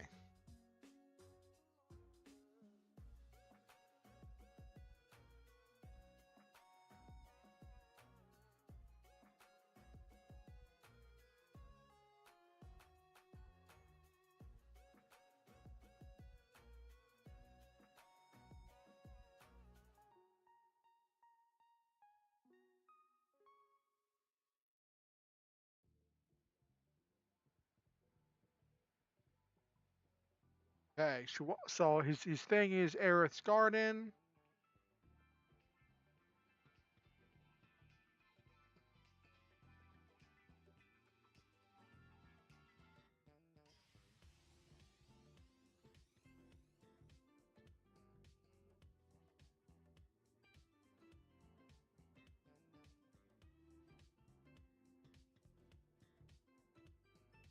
Mako energy is slowly killing you in the effort to make new life from it. Kinda. I'm not. I'm playing hard and loose with the rules. I'm playing hard and loose with the Final Fantasy VII lore a little bit. Um, just to uh, just to have some fun with it.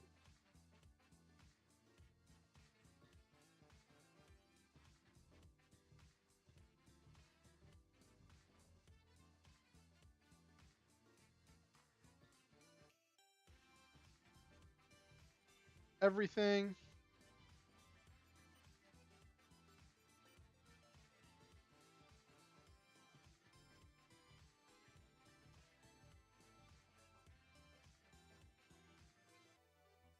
Uh, kind of. Mako energy is life force energy that's ripped out of the cycle of life and death. Um, in the Final Fantasy VII story, um, there is this life stream that um, whenever people die, their souls become this Mako energy going into the life stream, and then new souls are crafted from the life stream. And every time something new is born, it pulls its soul from the Mako energy in this infinite cycle of growth and rebirth, of growth and death, birth and death, of this infinite cycle of souls being recycled in this closed loop of energy. And the Shinra Electric Company are draining, are essentially putting a hole in the side of this closed system and draining the energy and burning it up and burning it away in order to use it as a cheap form of power and in order to line their pockets before everything dies.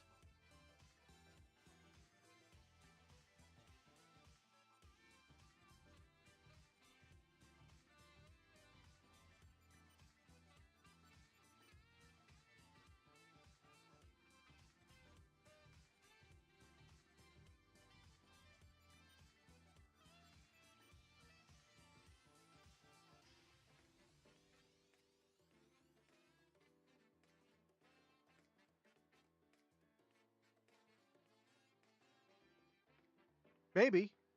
Ooh, that could be cool.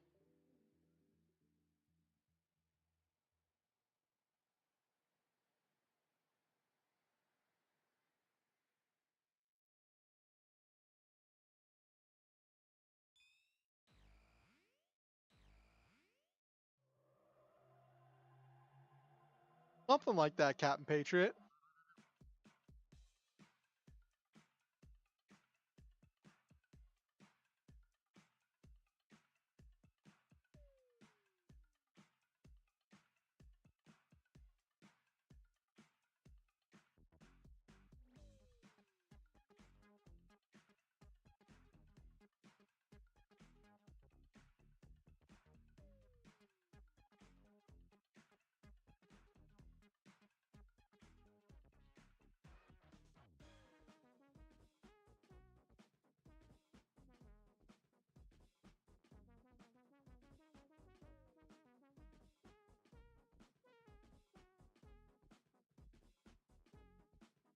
Okay.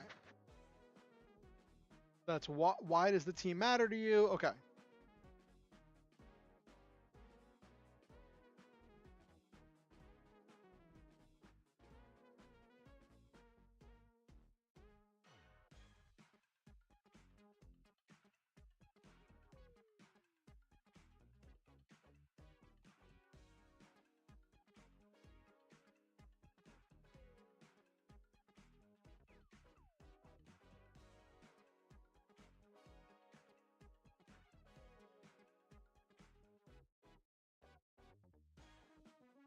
we'll say one of his powers is giant sword.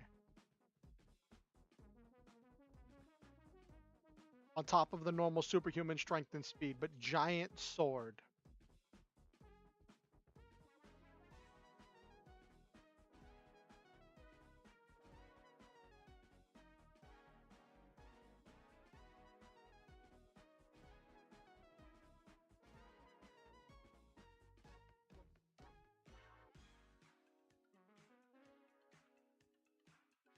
Because that was kind of the plot of Advent Children, was like the Genova, what they call it? What did they call it in Advent Children? Hold on.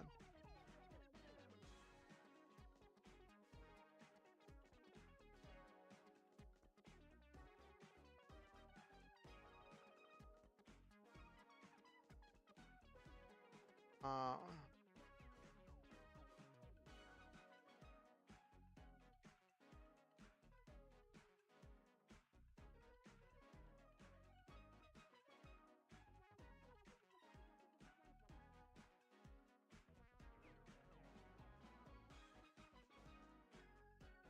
what they call it? 'Cause I won't.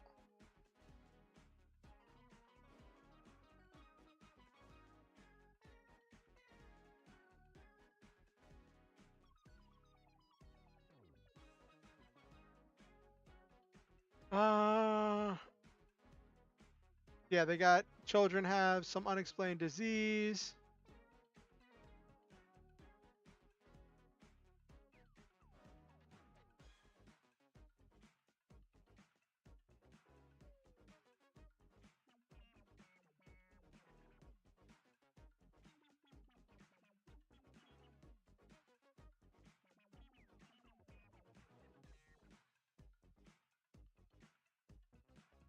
Uh, Geostigma. That's what they called it.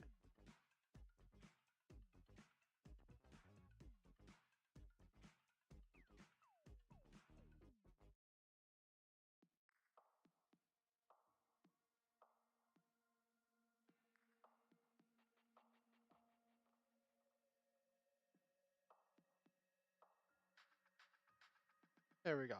Cool.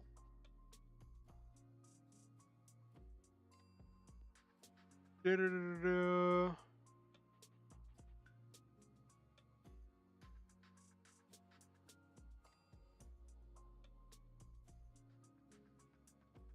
Da da da. It's ending.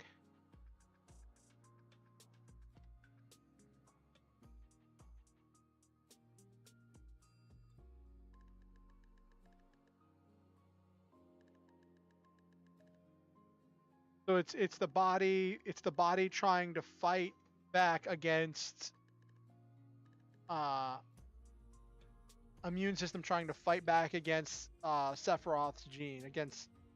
Okay. Yeah, so we'll go with Geostigma. Cool. Which is just him being infected with the Mako energy.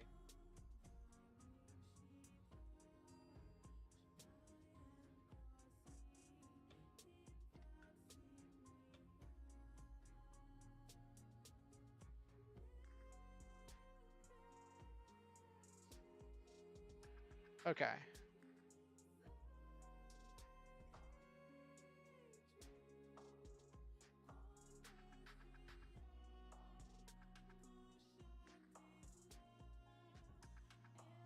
Okay.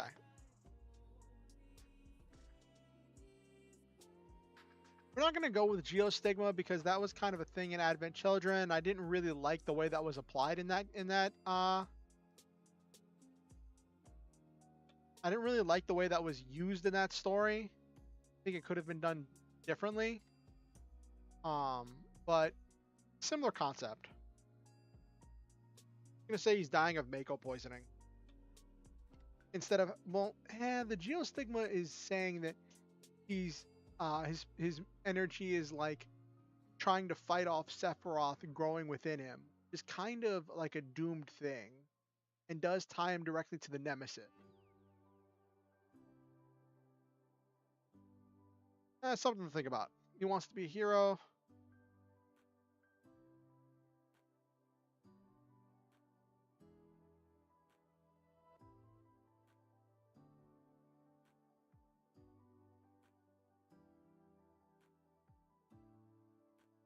Found it. Okay.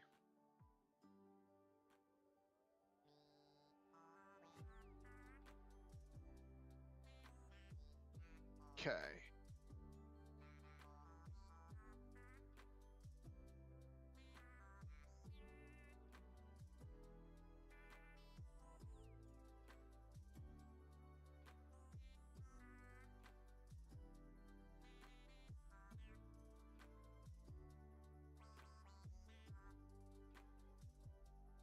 Overexerts himself. Um.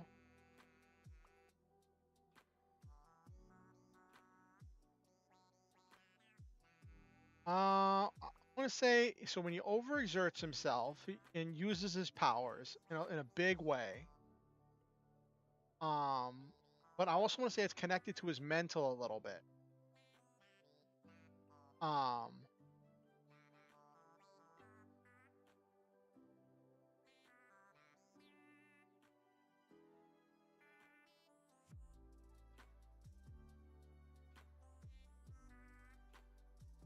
if frightening,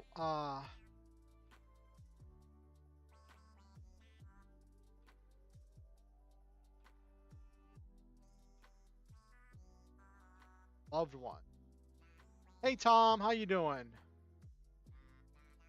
How'd that choose your own adventure session go? I remember I saw you were doing that when I was getting ready to start prepping for stream. Did y'all make did y'all make it through the thing?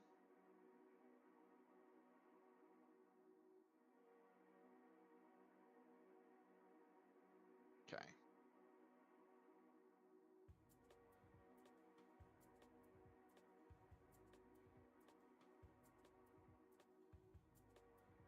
Okay.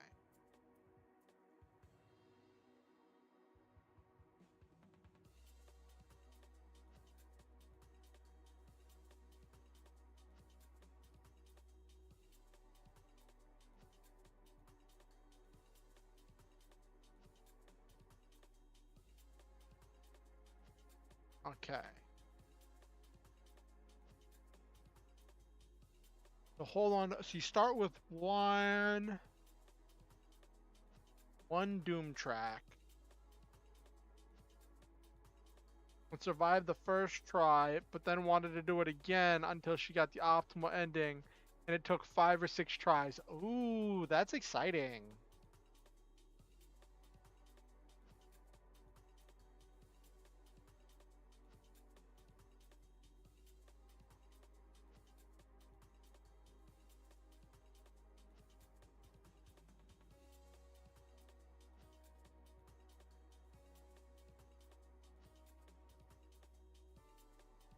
Yeah, it was definitely a time loop. They did a choose your own adventure thing.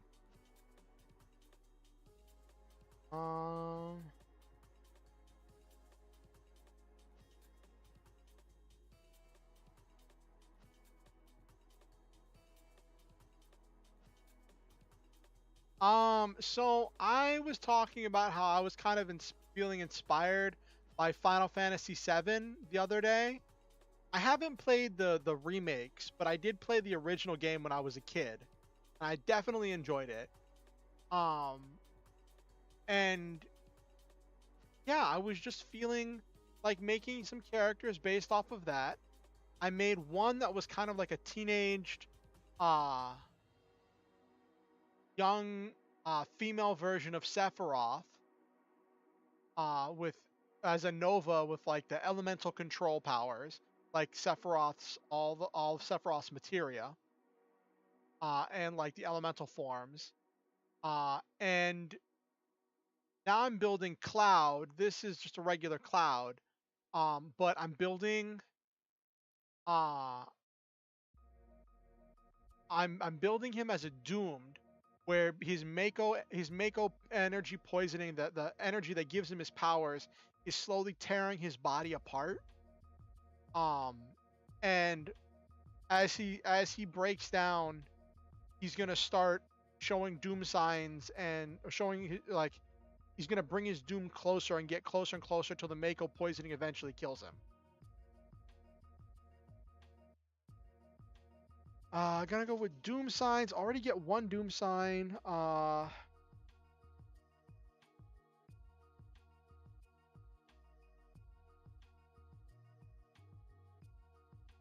right, Captain Patriot. Well, it was nice seeing you here. Have a good night. I'll say bolstered, where he can use an adult move because the adult moves are really powerful.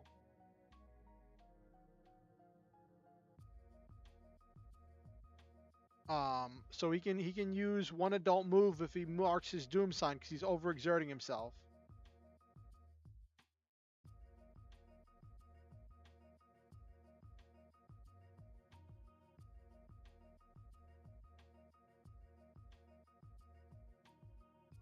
Okay. Now,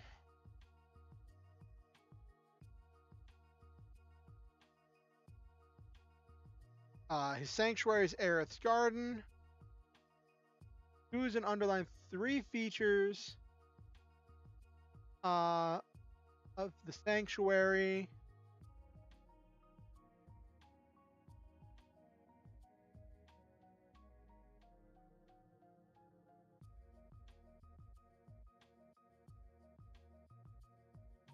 Genesis Rhapsodos. Is that one from Crisis Core? Is that the redhead one from Crisis Core?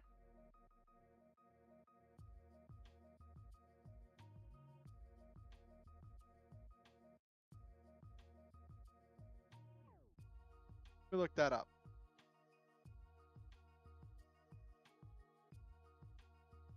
The rebel with copies of himself. Okay.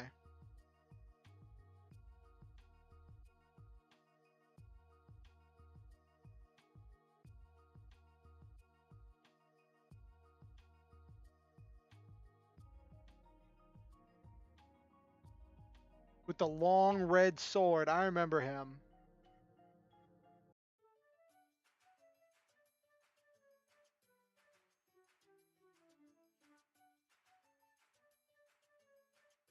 He'd actually make a really good Doomed because he's degrading from being infused with the Genova cells.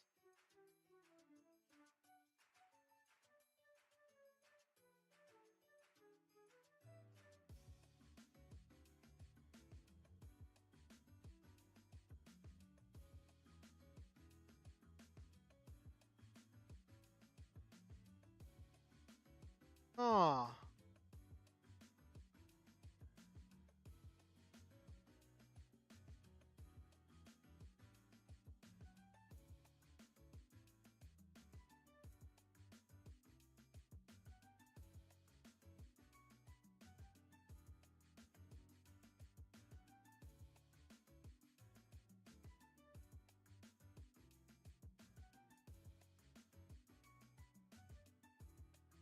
Ba ba ba ba.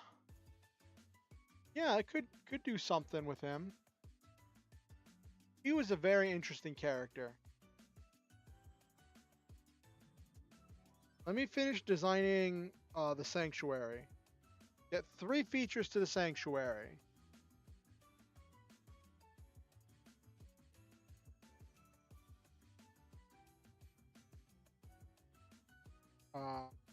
Okay.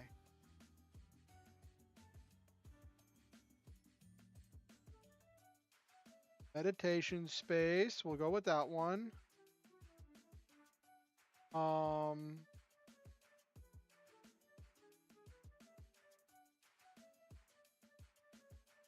yeah, didn't he post a picture of himself in the Deadpool costume alongside Hugh Jackman in the OG Wolverine costume?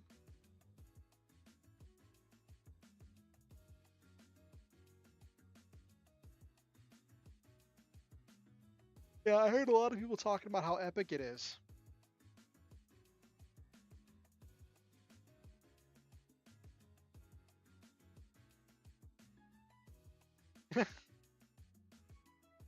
It only took that long.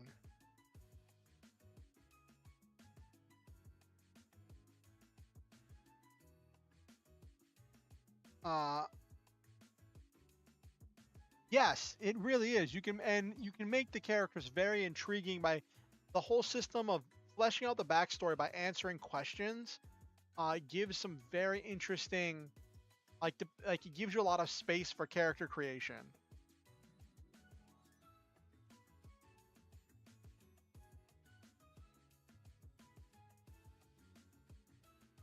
Uh,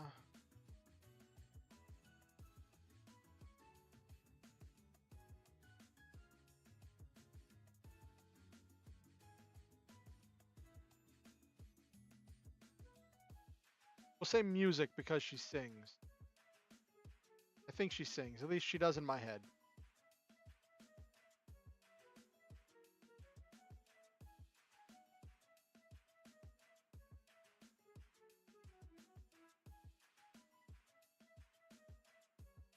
Okay.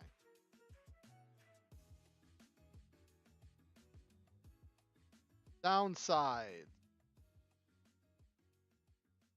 Location known to many, easy damaged or tampered with, tied intricately to my. We will say get two downsides. Um. Uh. We'll say the location is known to many.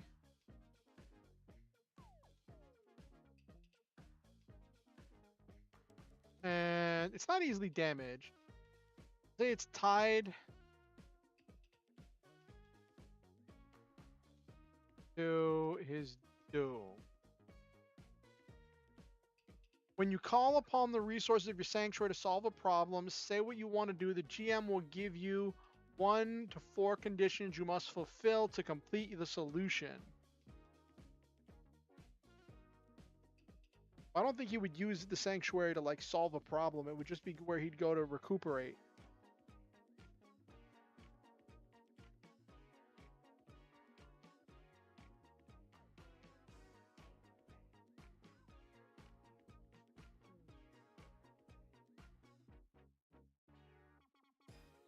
Yeah, yellow and blue.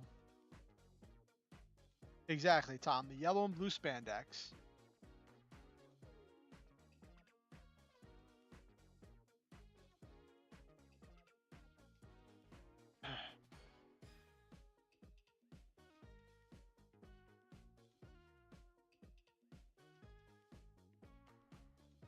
Okay.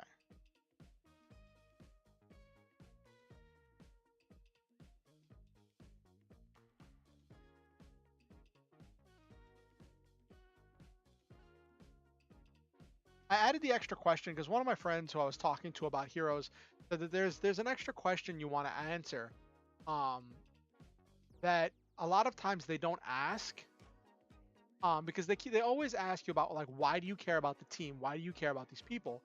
Um, but like I was talking to like a friend of mine was talking to me about masks, and they were like, there's this other question that you really want your characters to answer, and that is, why is your character a hero?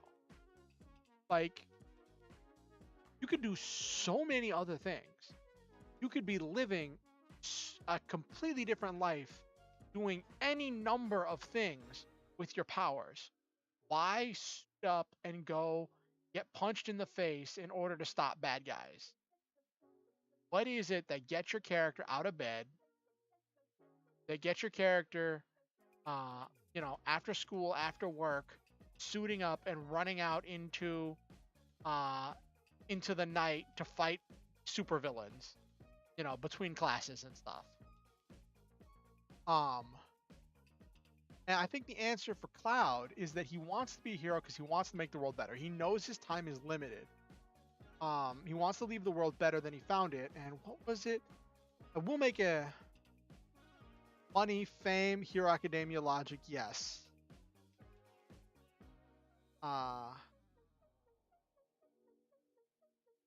There was one thing.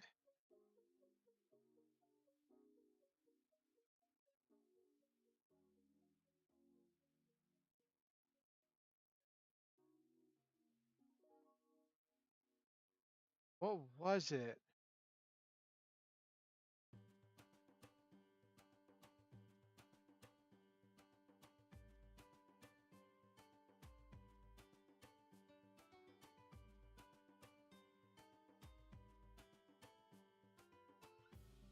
I want to sail the cosmos with this planet as my vessel.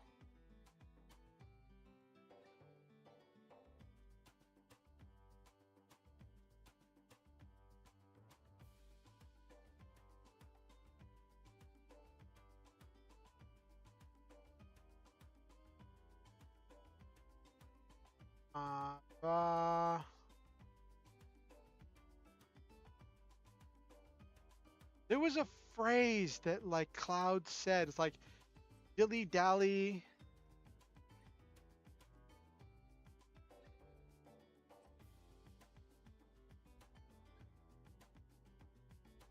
Dilly dally shilly shally.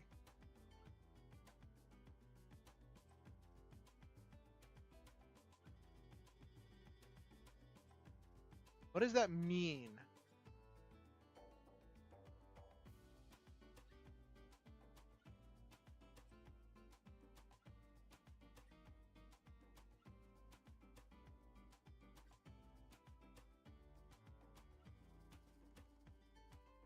Okay.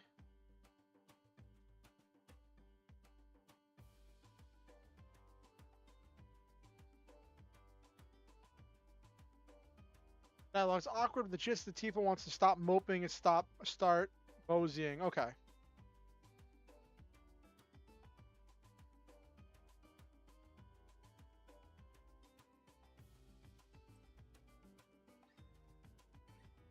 So don't. Okay.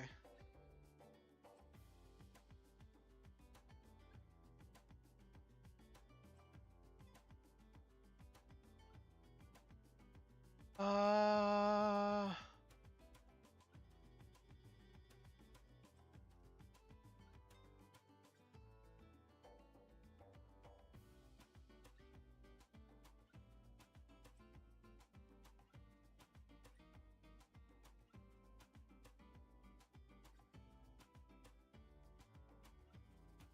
Okay. All right. Sorry, I got distracted by that phrase, and I wanted to express that.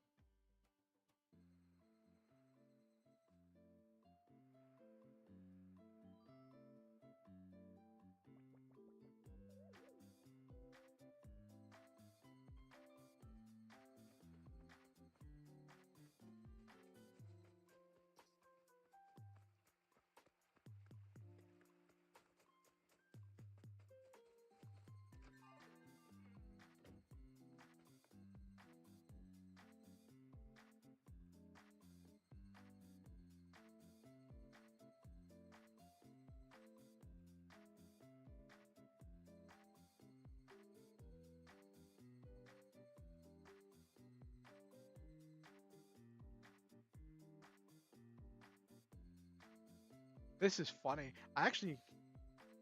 This would actually might be interesting to play a doomed with superhuman strength who just swings a giant sword.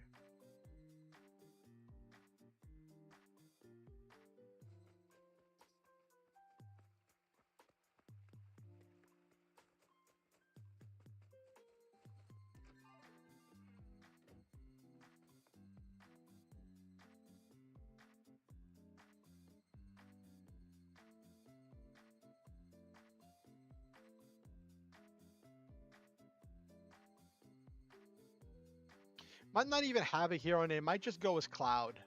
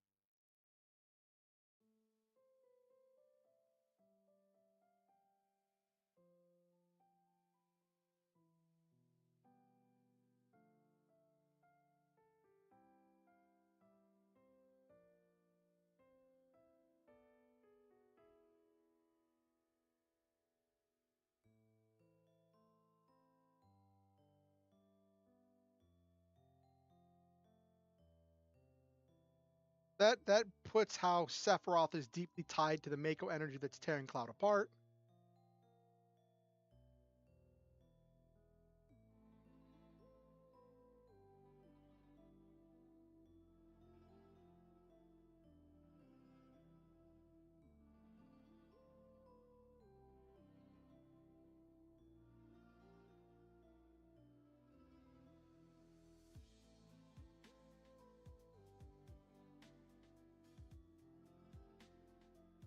Rebuild it in his own image. Okay. I love that I wrote in the the third power is just giant sword.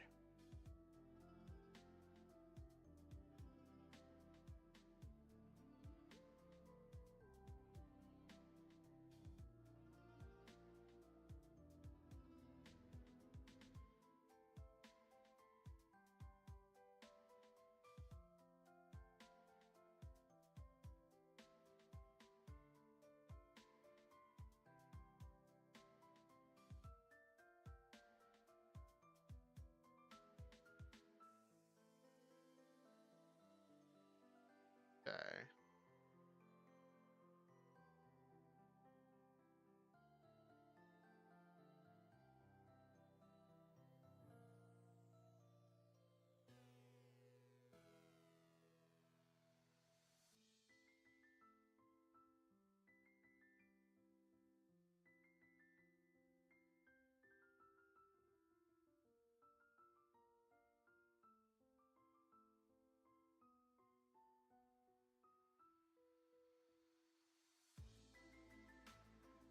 Okay. Dilly dally, shilly shally. I just read a quick article real quick. I realized I shouldn't have done that when I was in the middle of stream, but like I got distracted and I have ADHD. Don't at me.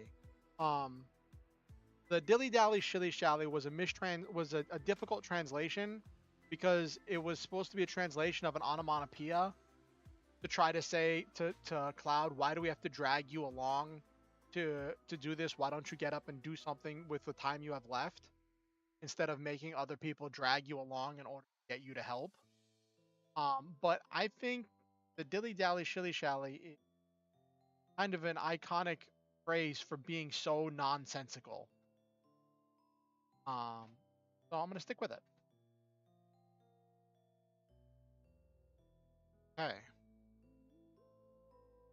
got Cloud Strife built.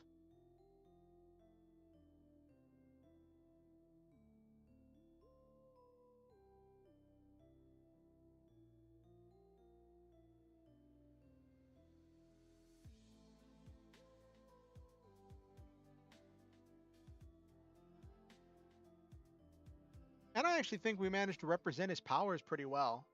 The memory manipulation is just funny. Um, because the idea that like he can like saying because one of Cloud's main defining factors is that he doesn't know what memories are his or what memories are things he absorbed from someone else.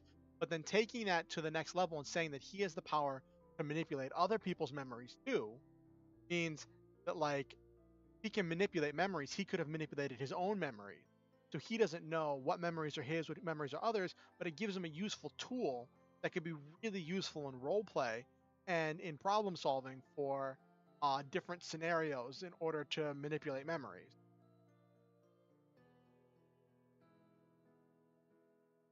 Probably won't come up in your standard game, but definitely interesting flavor.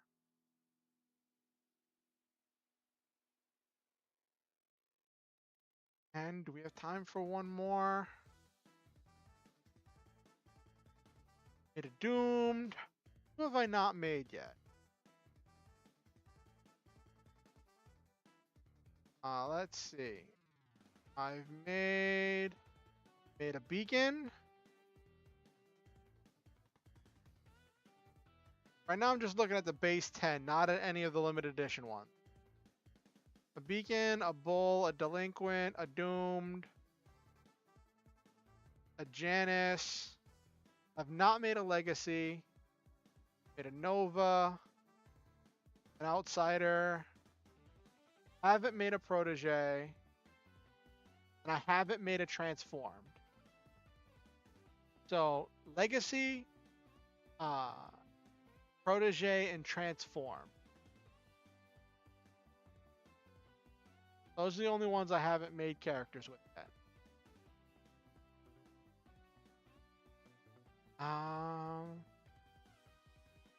Legacy could be interesting. I'm not sure if there's anything in the Final Fantasy VII theme that we seem to have going tonight. That would be a Legacy character.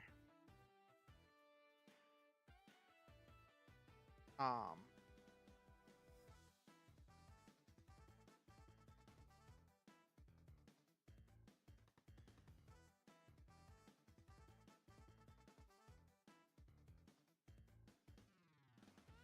could do one of the Renos.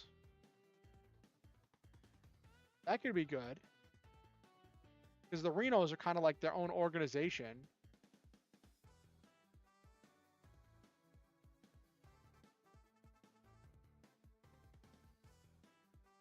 That would be more of a soldier, but that's one of the limited edition playbooks, so I'm not messing with those right now.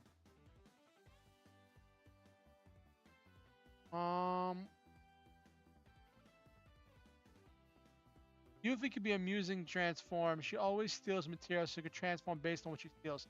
So here's the thing. There's certain so in masks, the playbooks are about what the core problem, what the core challenge of your character is. They're about what is the core part of your story arc, right? And the core part of the transformed story arc is that you can't transform back, that you're stuck. And that you have to you could theoretically find a way back, but the story arc that you're supposed to follow for a transformed character is how do you live with yourself after being stuck? How do you live with yourself? And how do you live in a world that wants to reject you because of how you look?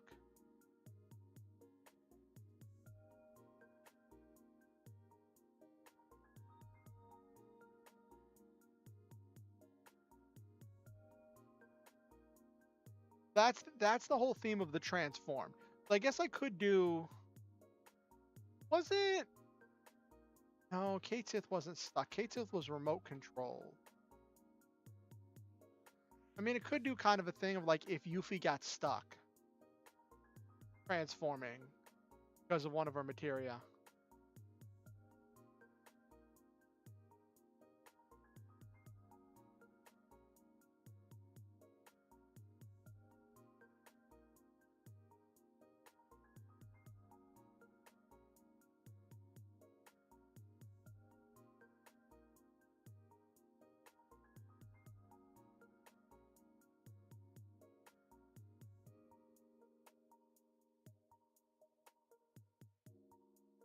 Legacy could be fun though.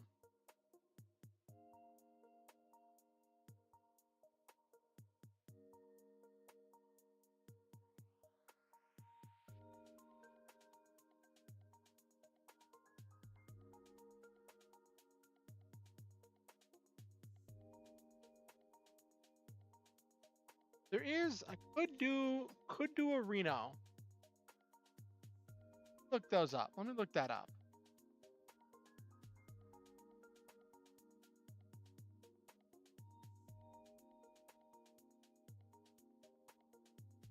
Turks, that's what it was. Reno was a member of the Turks. They weren't the Renos, they were the Turks. Got it.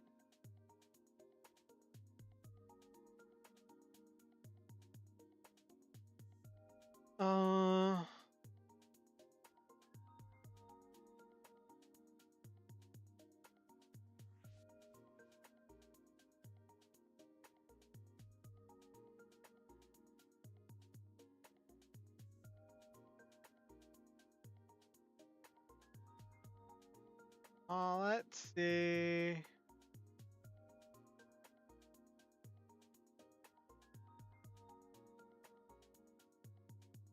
Abilities. He has Electromag Rod, built-in Nightstick and Taser.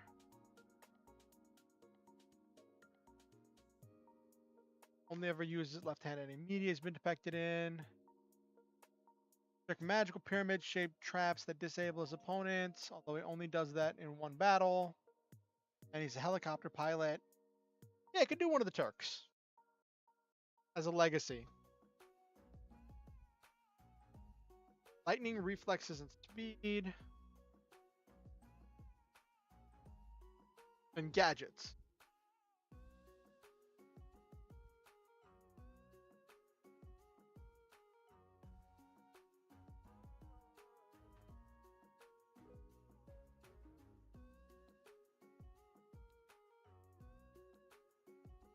Okay.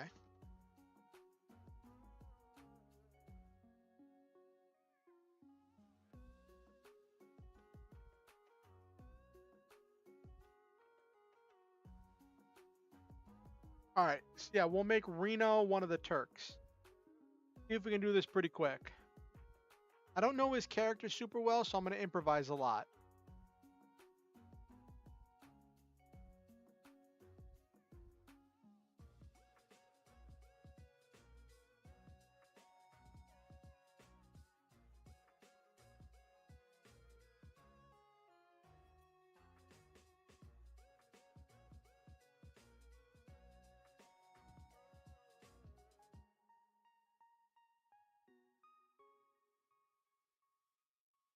See if we can get through this before we get done for the night.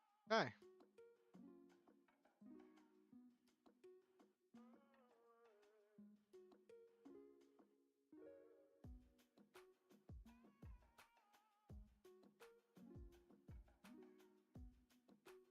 Real name Reno. Okay.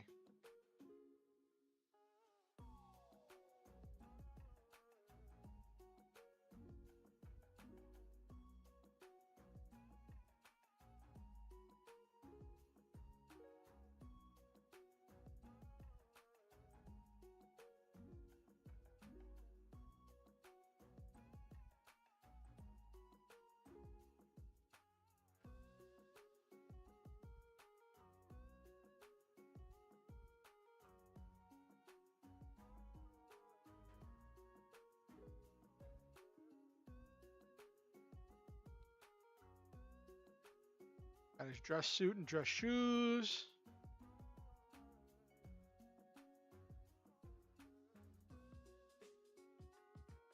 He has...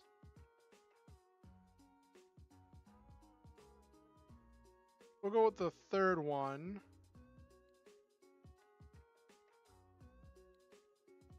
Athletic perfection. Gadgetry.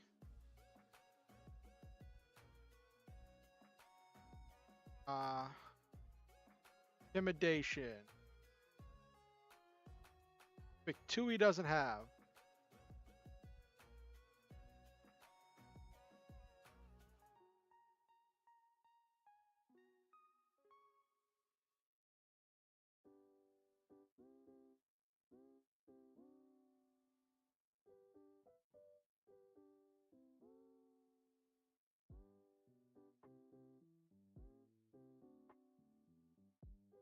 Actually, he's gonna have a fearsome reputation because he's gonna be ferocious.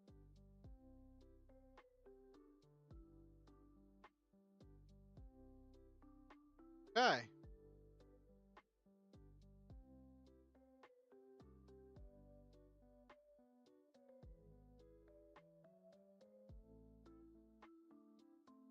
You think he's gonna be danger 0, which is gonna be a plus, which is gonna, but he adds his +1.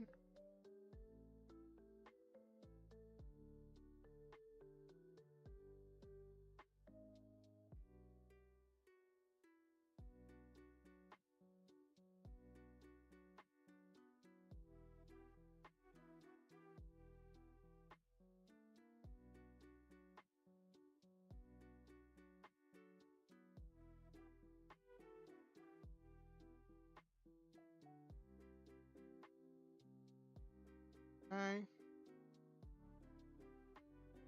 Now we got to do a quick thing about his backstory.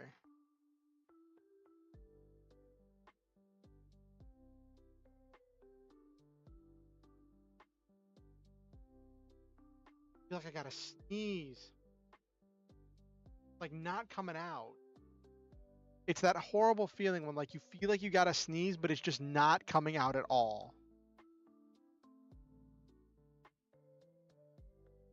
I'm kind of not feeling this because I don't know a whole lot about Reno's backstory. I know that he's a Turk. I know that he has his electromag rod and other gizmos and gadgets, and that he's kind of a punk. Um, but I don't know a whole lot about his backstory, so I'm not really feeling it. Like I could build his abilities, but building him as a character, as a person, I'm not really confident on. I'll have to come back to this. I'll come back to this later.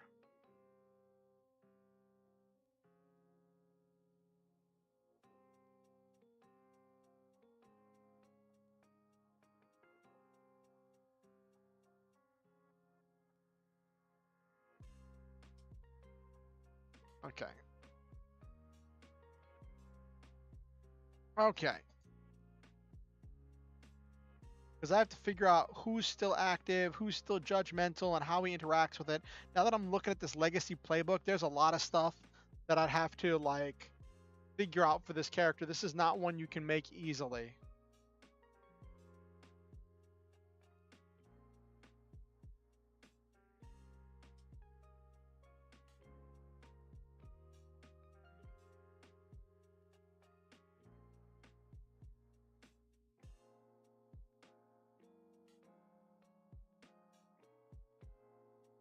Ooh.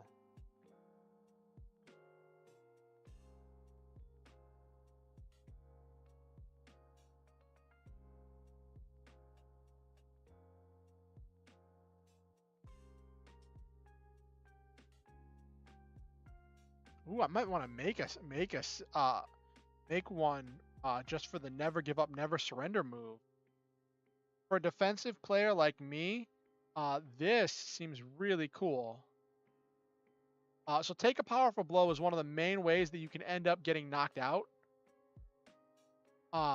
So being able to turn that into something that like even on a miss you do something good, could be really great for some of the character builds I like.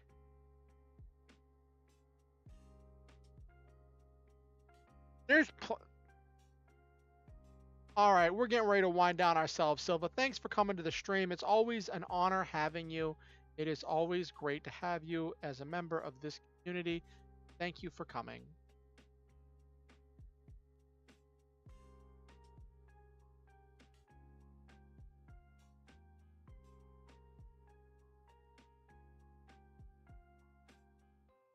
On a 10 plus, you don't mark a condition. Okay.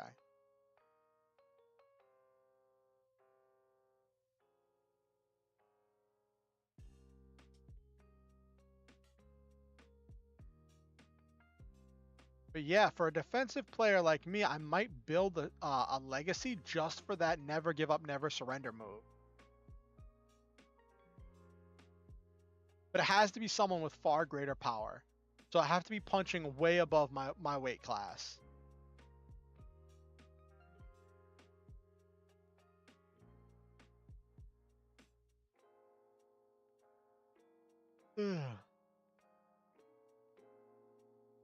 Anyway, let's switch over to just chatting. All right. That was fun.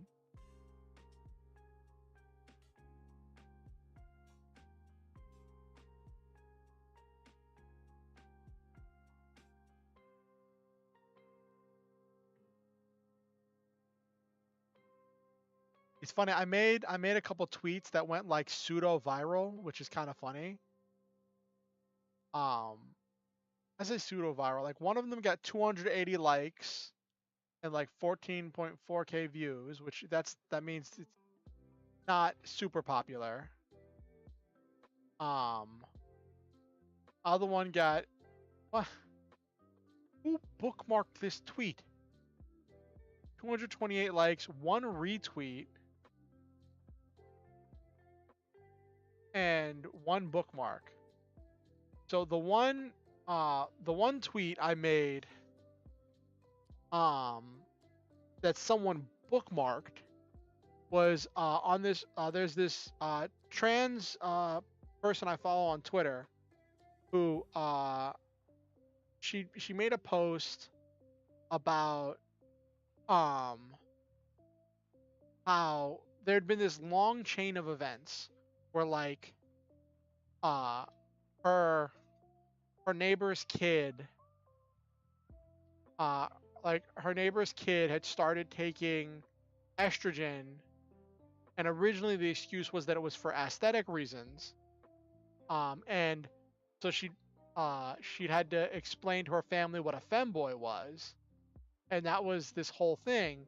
And then it eventually came out that that person did come out as trans. They just were unsure about like how to ease into it. And so this person made a comment about how like her neighbor had always said to her before she transitioned that um uh that they wanted them to date their other daughter.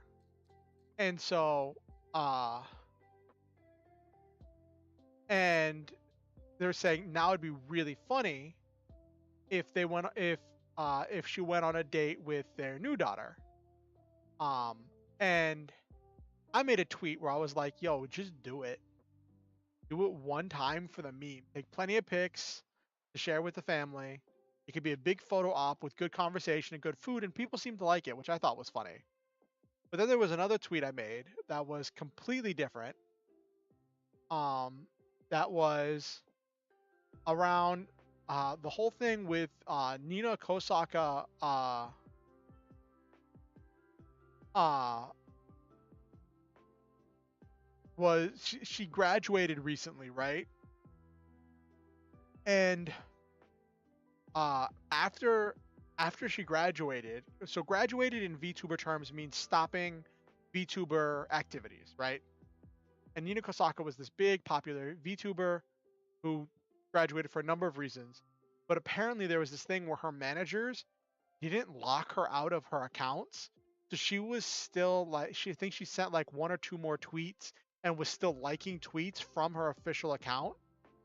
And she liked one of her coworkers' tweets, and her coworker shared the image and was like, "You're supposed to be gone. Stop." Um, and uh, people were reacting to it, and I said in my reply to it, I was like, "Listen, I would not be mad if Nina was still around, posting memes and other tweets, but not streaming. Like if she needs to not stream, fine. I'm not gonna fret about it. I think it'd be interesting if she was still part of the community. And the thing is, it would be completely different from how normal graduations work. But Nina has always been a very different type of VTuber. Whereas most VTubers are all about being, like corporate VTubers at least, are all about being young and full of energy and got that young kids say so. Sometimes you buy energy. Um, Nina Kosaka was like a drunk wine mom, and she just kind of was the mom of everybody. And I was like, she's always like since she's always been different, it would be so much like her if she just stuck around. But unfortunately, that's not what happened. I guess they did eventually lock her out of her accounts. Uh but a lot of people seem to like it, and it's really funny whenever you make a tweet that goes like not even semi-viral, like just gets popular, because you keep getting these notifications, and you're like, did I say a funny? And like, it's just funny. Uh,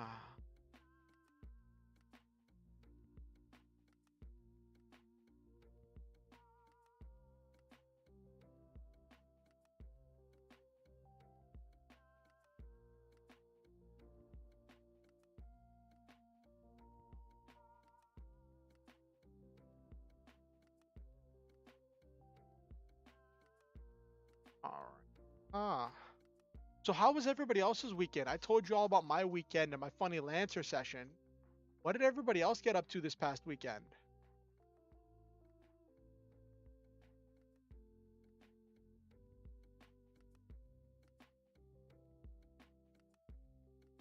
Yeah, there are still some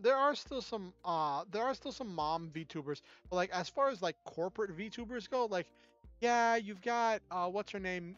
Mio from Hololive. But like in the EN space and the EN corporate space, like Nina was kinda the one, you know?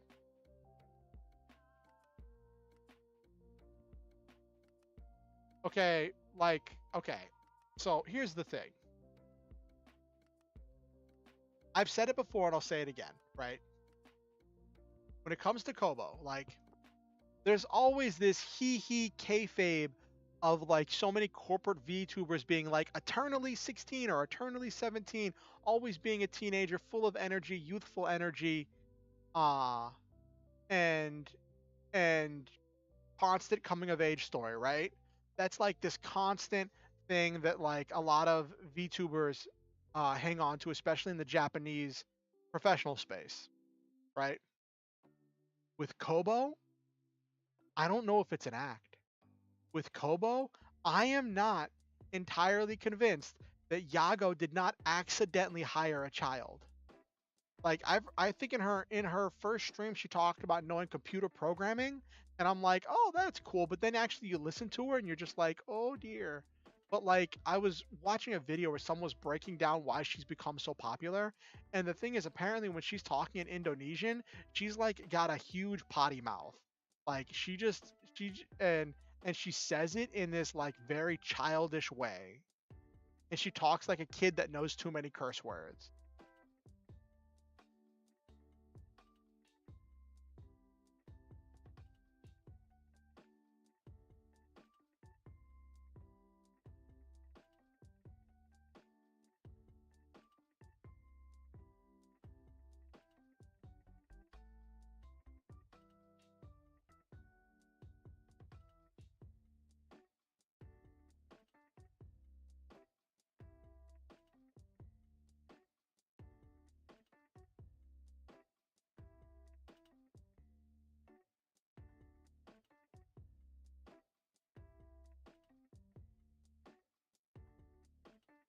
Anime logic, do not judge them based on appearance or voice. Yeah. I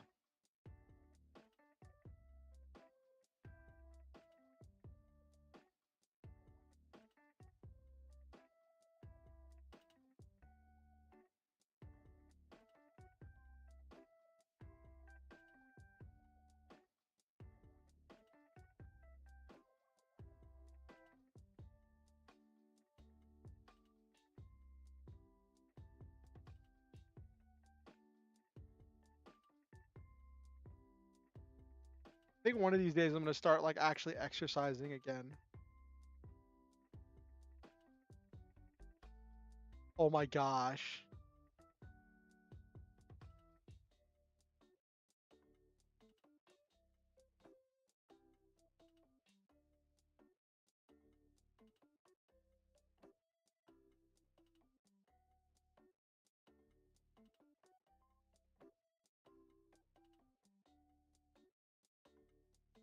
I gotta share an image. So I don't know. Have you heard of Throne?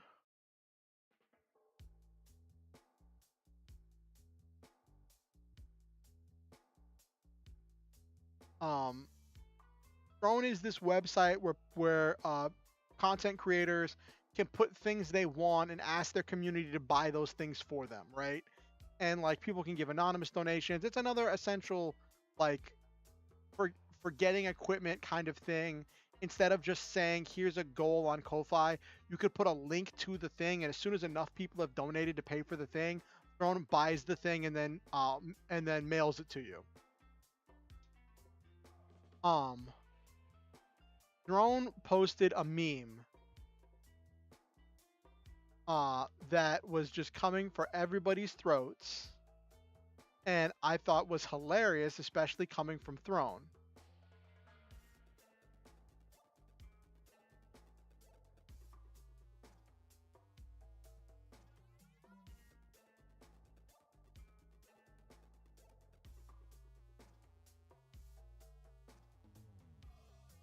They called it a simple guide to content creation. It said how to start content creation, do everything yourself.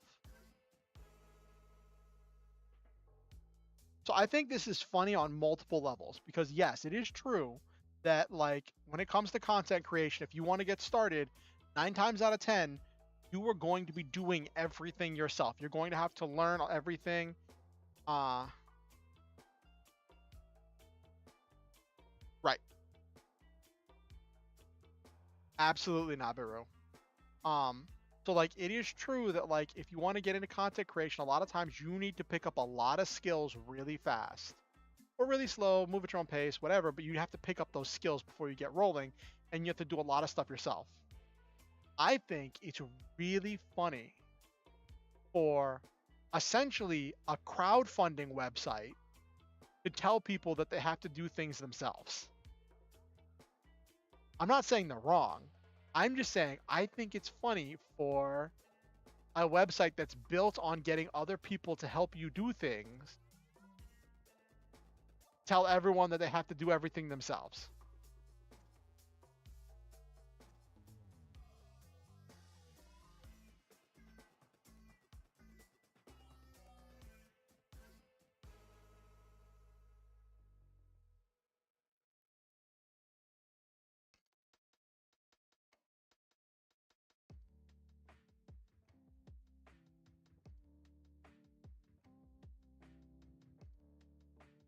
But yeah, I just thought that was hilarious.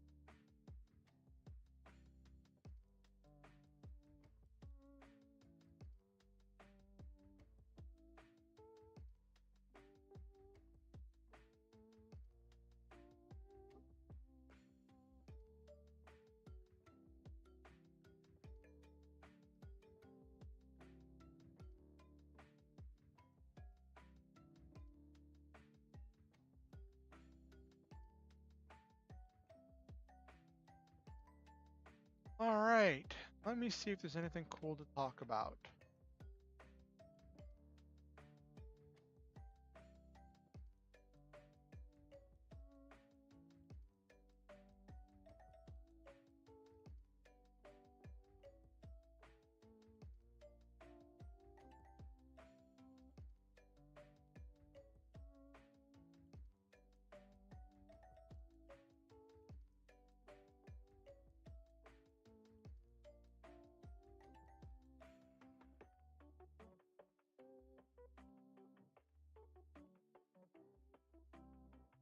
Okay. I think Power Wash Simulator is a very interesting phenomenon in the gaming world.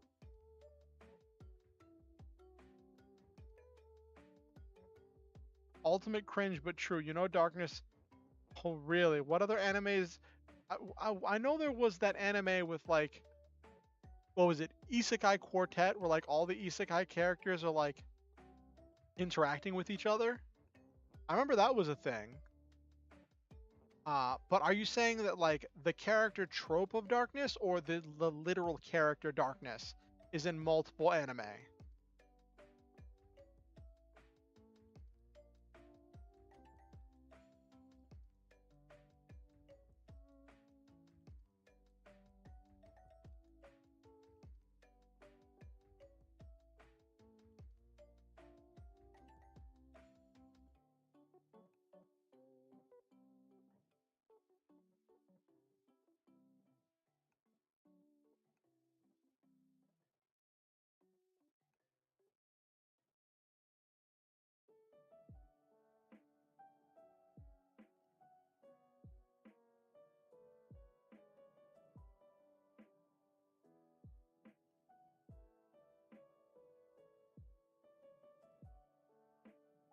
Okay.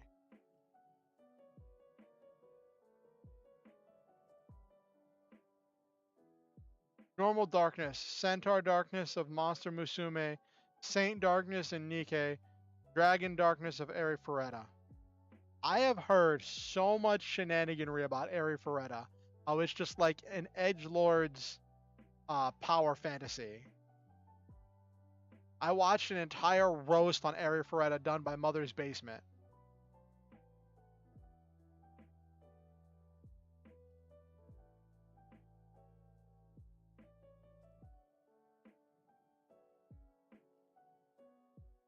Ugh.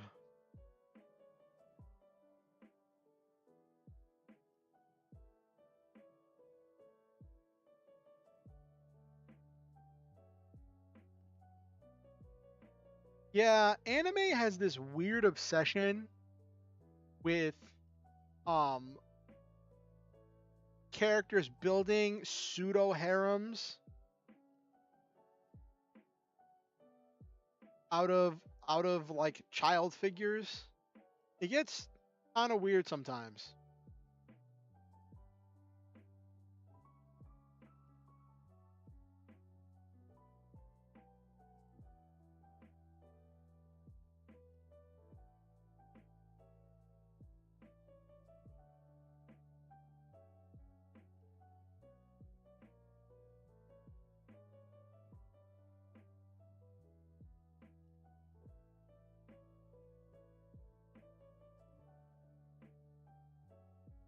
Okay.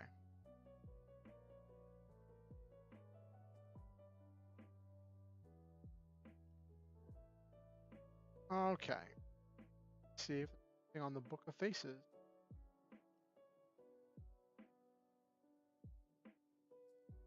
Any cool meme? Any cool memes?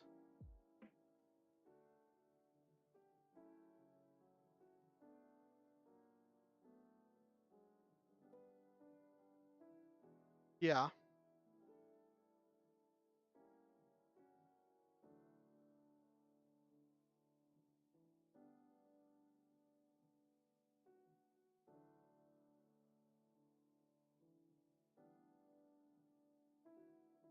Oh my gosh, I looked on Facebook and I saw uh one of the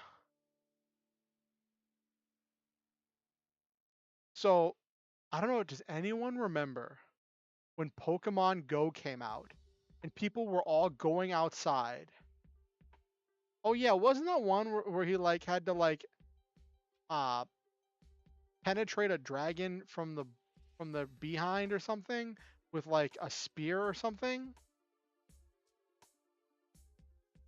It was like some kind of like censored hentai BS yabai stuff, right?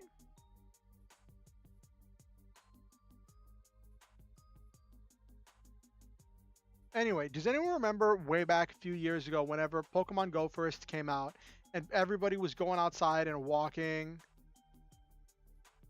Um, and I keep seeing all these posts I made because Facebook does that thing where it shows you posts from years ago in the past, and it just brings up these posts of like when I was more motivated, when I had more energy, and when I was a more successful member of society. Of myself going out on these adventures, walking with people, uh, doing Pokemon Go stuff, an entire lifetime ago.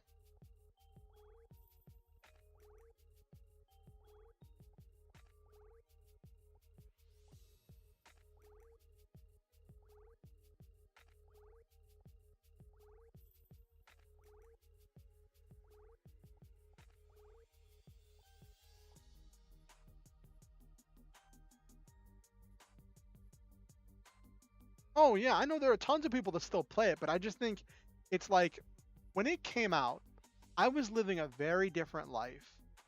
I used to go out and go on walks in the night to go hunt for Pokemon. I used to go out with my friends. We would go out on long walks around the neighborhoods. We did it a few times. And it was fun.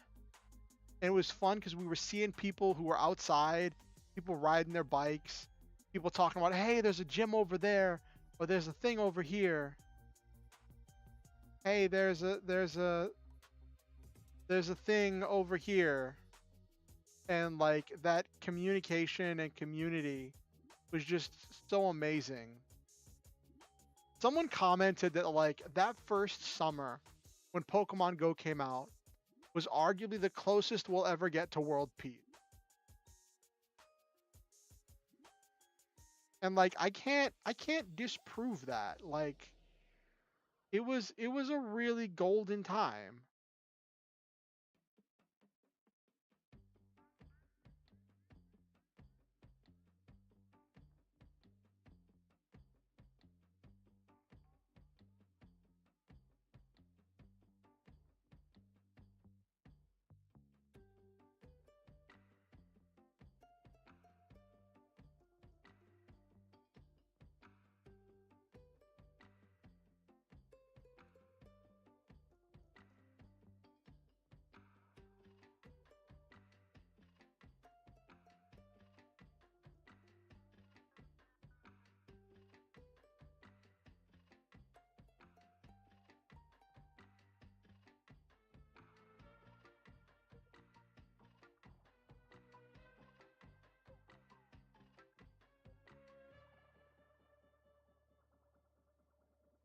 There's a Pokemon Go, but with monster girls or anime girls you collect on battle. That I don't think that would have the same universal appeal, Nabiru.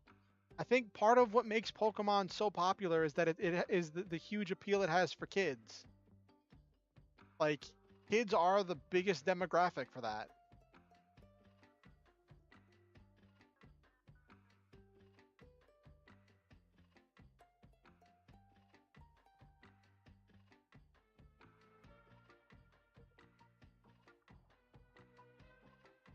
Oh yeah, there'd be money spent, but I don't think it would have like there's a difference between like dollars spent and actual impact.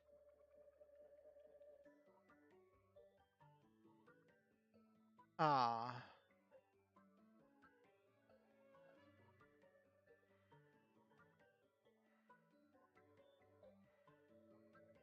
yeah.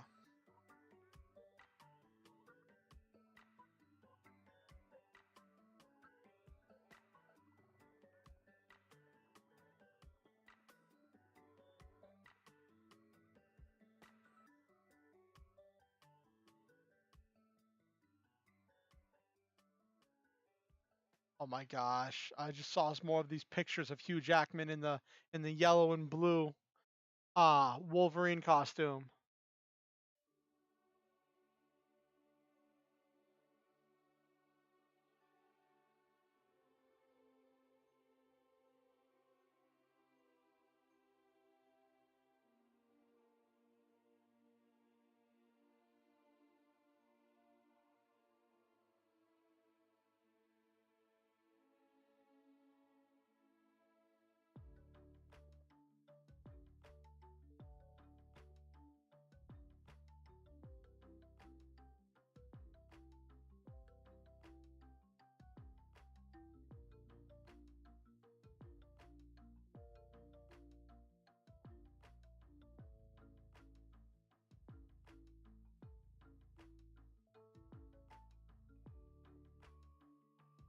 Okay. Oh my gosh. I saw someone make a post that Armored Core 1 through 3 are the only Armored Cores. Everything after that was a mistake. Like, yo, there's so much more to Armored Core.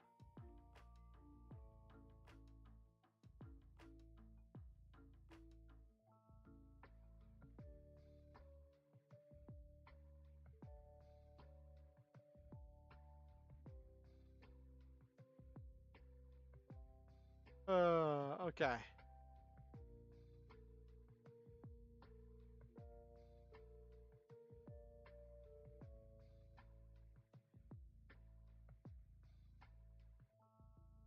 All right. Let's see. But yes, it would require people to leave their computer.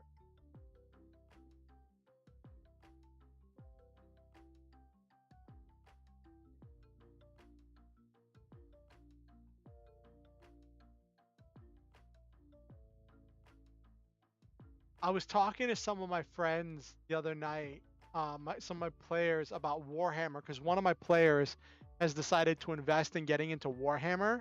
And I was like, yeah, I was all dead set to invest in Warhammer. And then I thought about it. And my friend was like, fair, fair. Uh, and I told them how, like, if I was going to get into Warhammer, I was thinking about playing the Salamanders or some like successor chapter of the Salamanders because I really like their lore and their characterization, um, and just a lot of stuff about them. Um, and my friend was like, I really thought you would have been into the Tau because of the Gundams and the giant robots and the mechs. And I'm like, I would have been into the Tau. But one, I have a friend who's getting into Tau and I didn't want to be doing the same thing as them. And two, I had to listen to Silva go on and on about the Tau so much. And like anytime we talked about it, like Silva would be like, Tau and Chaos Marines are objectively right. The Imperium is objectively wrong. And I'm like, the point of a grimdark setting is that everybody is objectively wrong. Like, it was really silly. But yeah, it was just really funny thinking about that because I was just scrolling through the Book of Faces to see if there's any cool memes, any cool memes. It's weird not having Soletta Sunday, not having a day of Gundam. But I've mentioned this before. I've started watching whatchamacallit.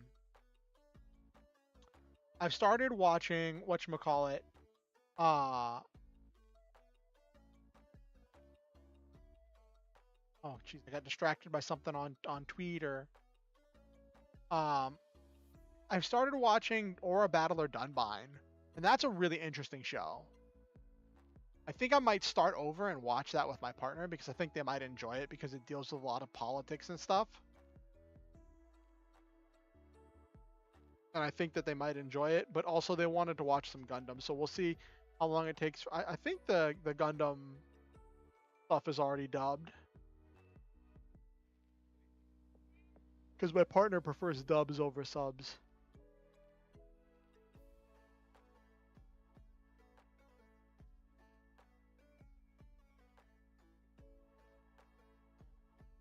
Notified me. Oh my gosh, not another Bitcoin gift thing. Oh my. Okay, so there's this thing, right? Where uh people keep adding uh people keep adding me and other people to these lists to be like, "Hey, here, take a look at this tweet by Elon Musk that he'll give 55,000 Bitcoin to random users who use his code." And blah blah blah blah, right? And I'm like, I don't really care. And just random people get like added to it, so then I just have to block the person so they can't keep adding me to these groups.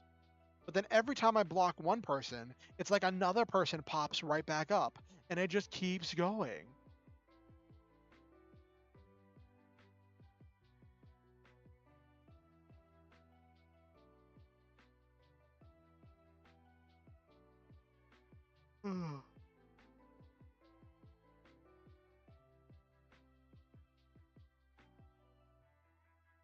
Okay.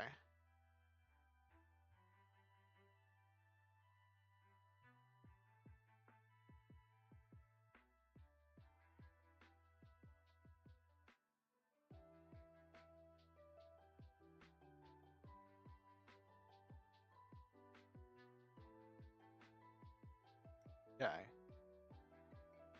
What is this? Let me search a random meme to share. We got a few minutes left before we end stream.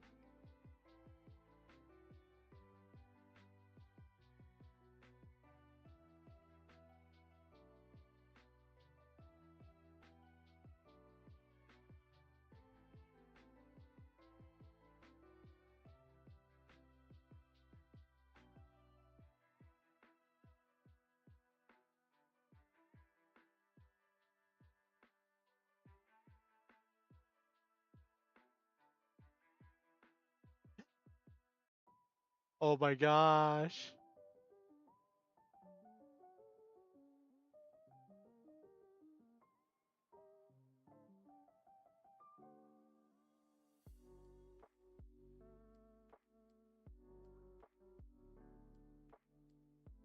Okay.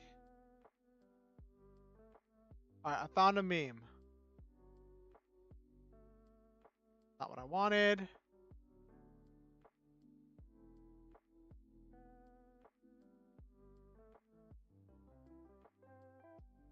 Share one meme.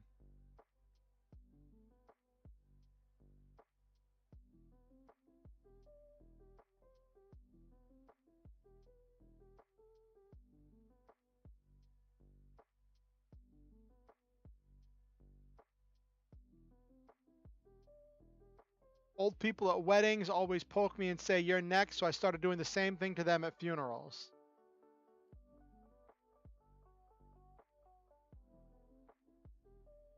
That's messed up and funny in its own way. I think that's kind of hilarious, but also really messed up.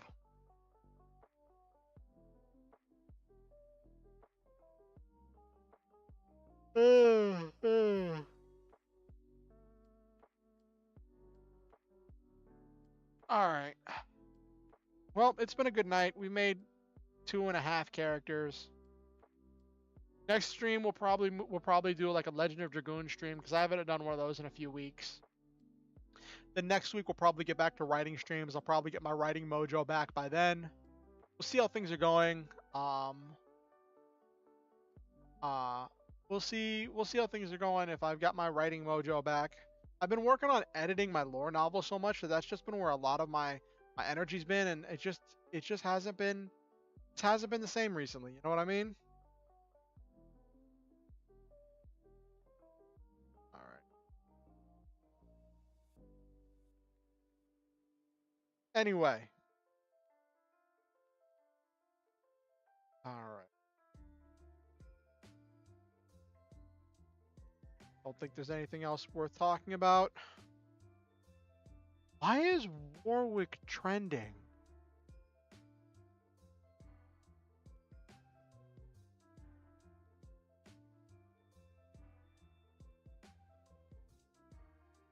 Oh.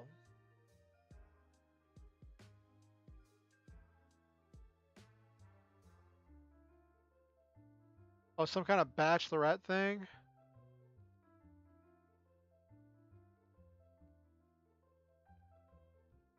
Oh, why? Oh, someone.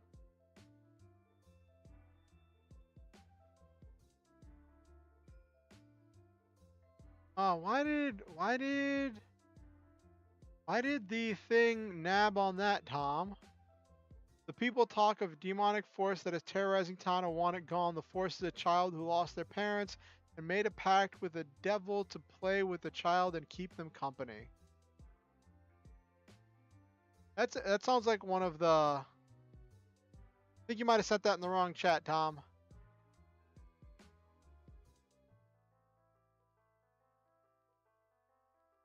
What's funny is it looks like because I see it on my screen, but I don't see it in the chat thing. Or where was it? Let me see. Let me check live chat.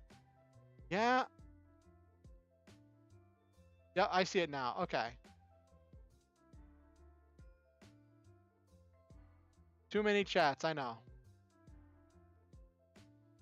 Why is my chat freezing right now? I tried to look at all of the chats and I don't know why it got flagged. It wasn't put in top chat. Like it was a thing. But yes, too many chats.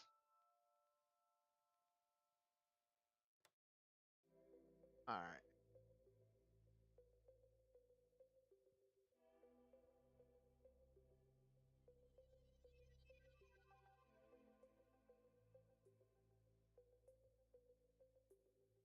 Tom chat, yes. Tom chat.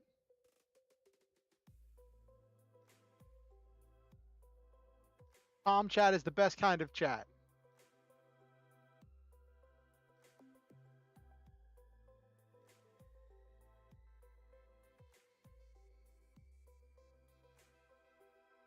That's weird. My chat just all.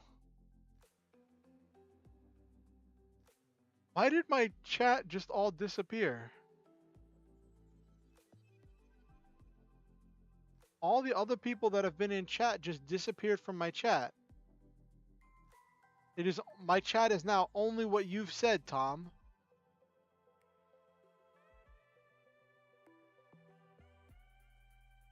Literally, my chat is now literally like even when I opened up my my YouTube studio page in order to look on there. Okay. Well, if you change it from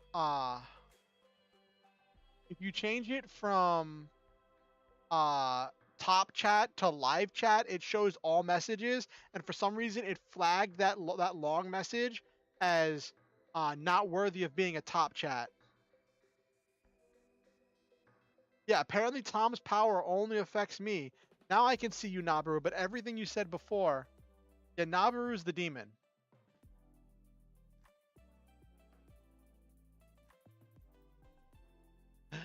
uh, all right, all right, let's wind down for the night. I think I remember everybody we had in stream tonight. So I will say to Silva, Nabaru, uh, Tom, Superhero 60, Captain Patriot, anyone else who watched the stream and didn't say anything, or anyone who watches this VOD afterwards, I want to say that I love all of you. I believe in each and every one of you. I am grateful that you gave me your time, your attention, and your energy, and I am always grateful to have you as a member of this community. I believe that each one of you makes this world a better place by living in it, and I'm grateful every day to live in a world with you in it. Thank you for being amazing. Always remember the Star Hunter motto: shoot for the stars, have wonderful adventure, live your dreams, and always stop to enjoy the meme. Oh, it's my pleasure, Tom. It's always great to see you and to do these streams and have fun with them, to explore new ideas and concepts. It's always an exciting adventure. Um, and yeah, I do ask that you like the stream. It helps the algorithm with pushing it out to new people. Every little bit helps. With that said, if you have anyone in your life that you think might enjoy my content, feel free to show them any of my content or invite them to the next stream. Next stream is going to be Friday, 8:30 p.m. EST. Not sure what we're going to be doing there yet. Might do Legend of Dragoon. Maybe I'll do some more front mission. We'll see. But that's when the stream's going to be. Um, and yeah, if you want to keep up with what I'm doing on YouTube, you can subscribe. That's the word. Hit the subscription button and ding the notification bell. It'll let you know whenever I go live and when I release any new content. And also, please make sure you're still subscribed if you are. Sometimes YouTube will randomly unsubscribe people. If you want to keep up with what I'm doing outside of YouTube, you can follow me on Twitter or join my Discord. Links to both of those are in the description down below. Please remember, you are never required to donate to be here. You are never required to pay to be welcome into this community. Your time, your attention, and your energy are payment enough. With that said, if you ever feel motivated to donate to improve the stream or to improve my life, there are links where you can do that in the chat below. Not in the chat, in the description. Ugh. I'm grateful to everyone who has donated to help make so many things possible in my life. Each and every one of you are very valuable, worthwhile, and special and precious to me. And thank you to all of you who have donated or who will in the future. Thank you to all of you. Have yourselves a wonderful night, everybody. Message.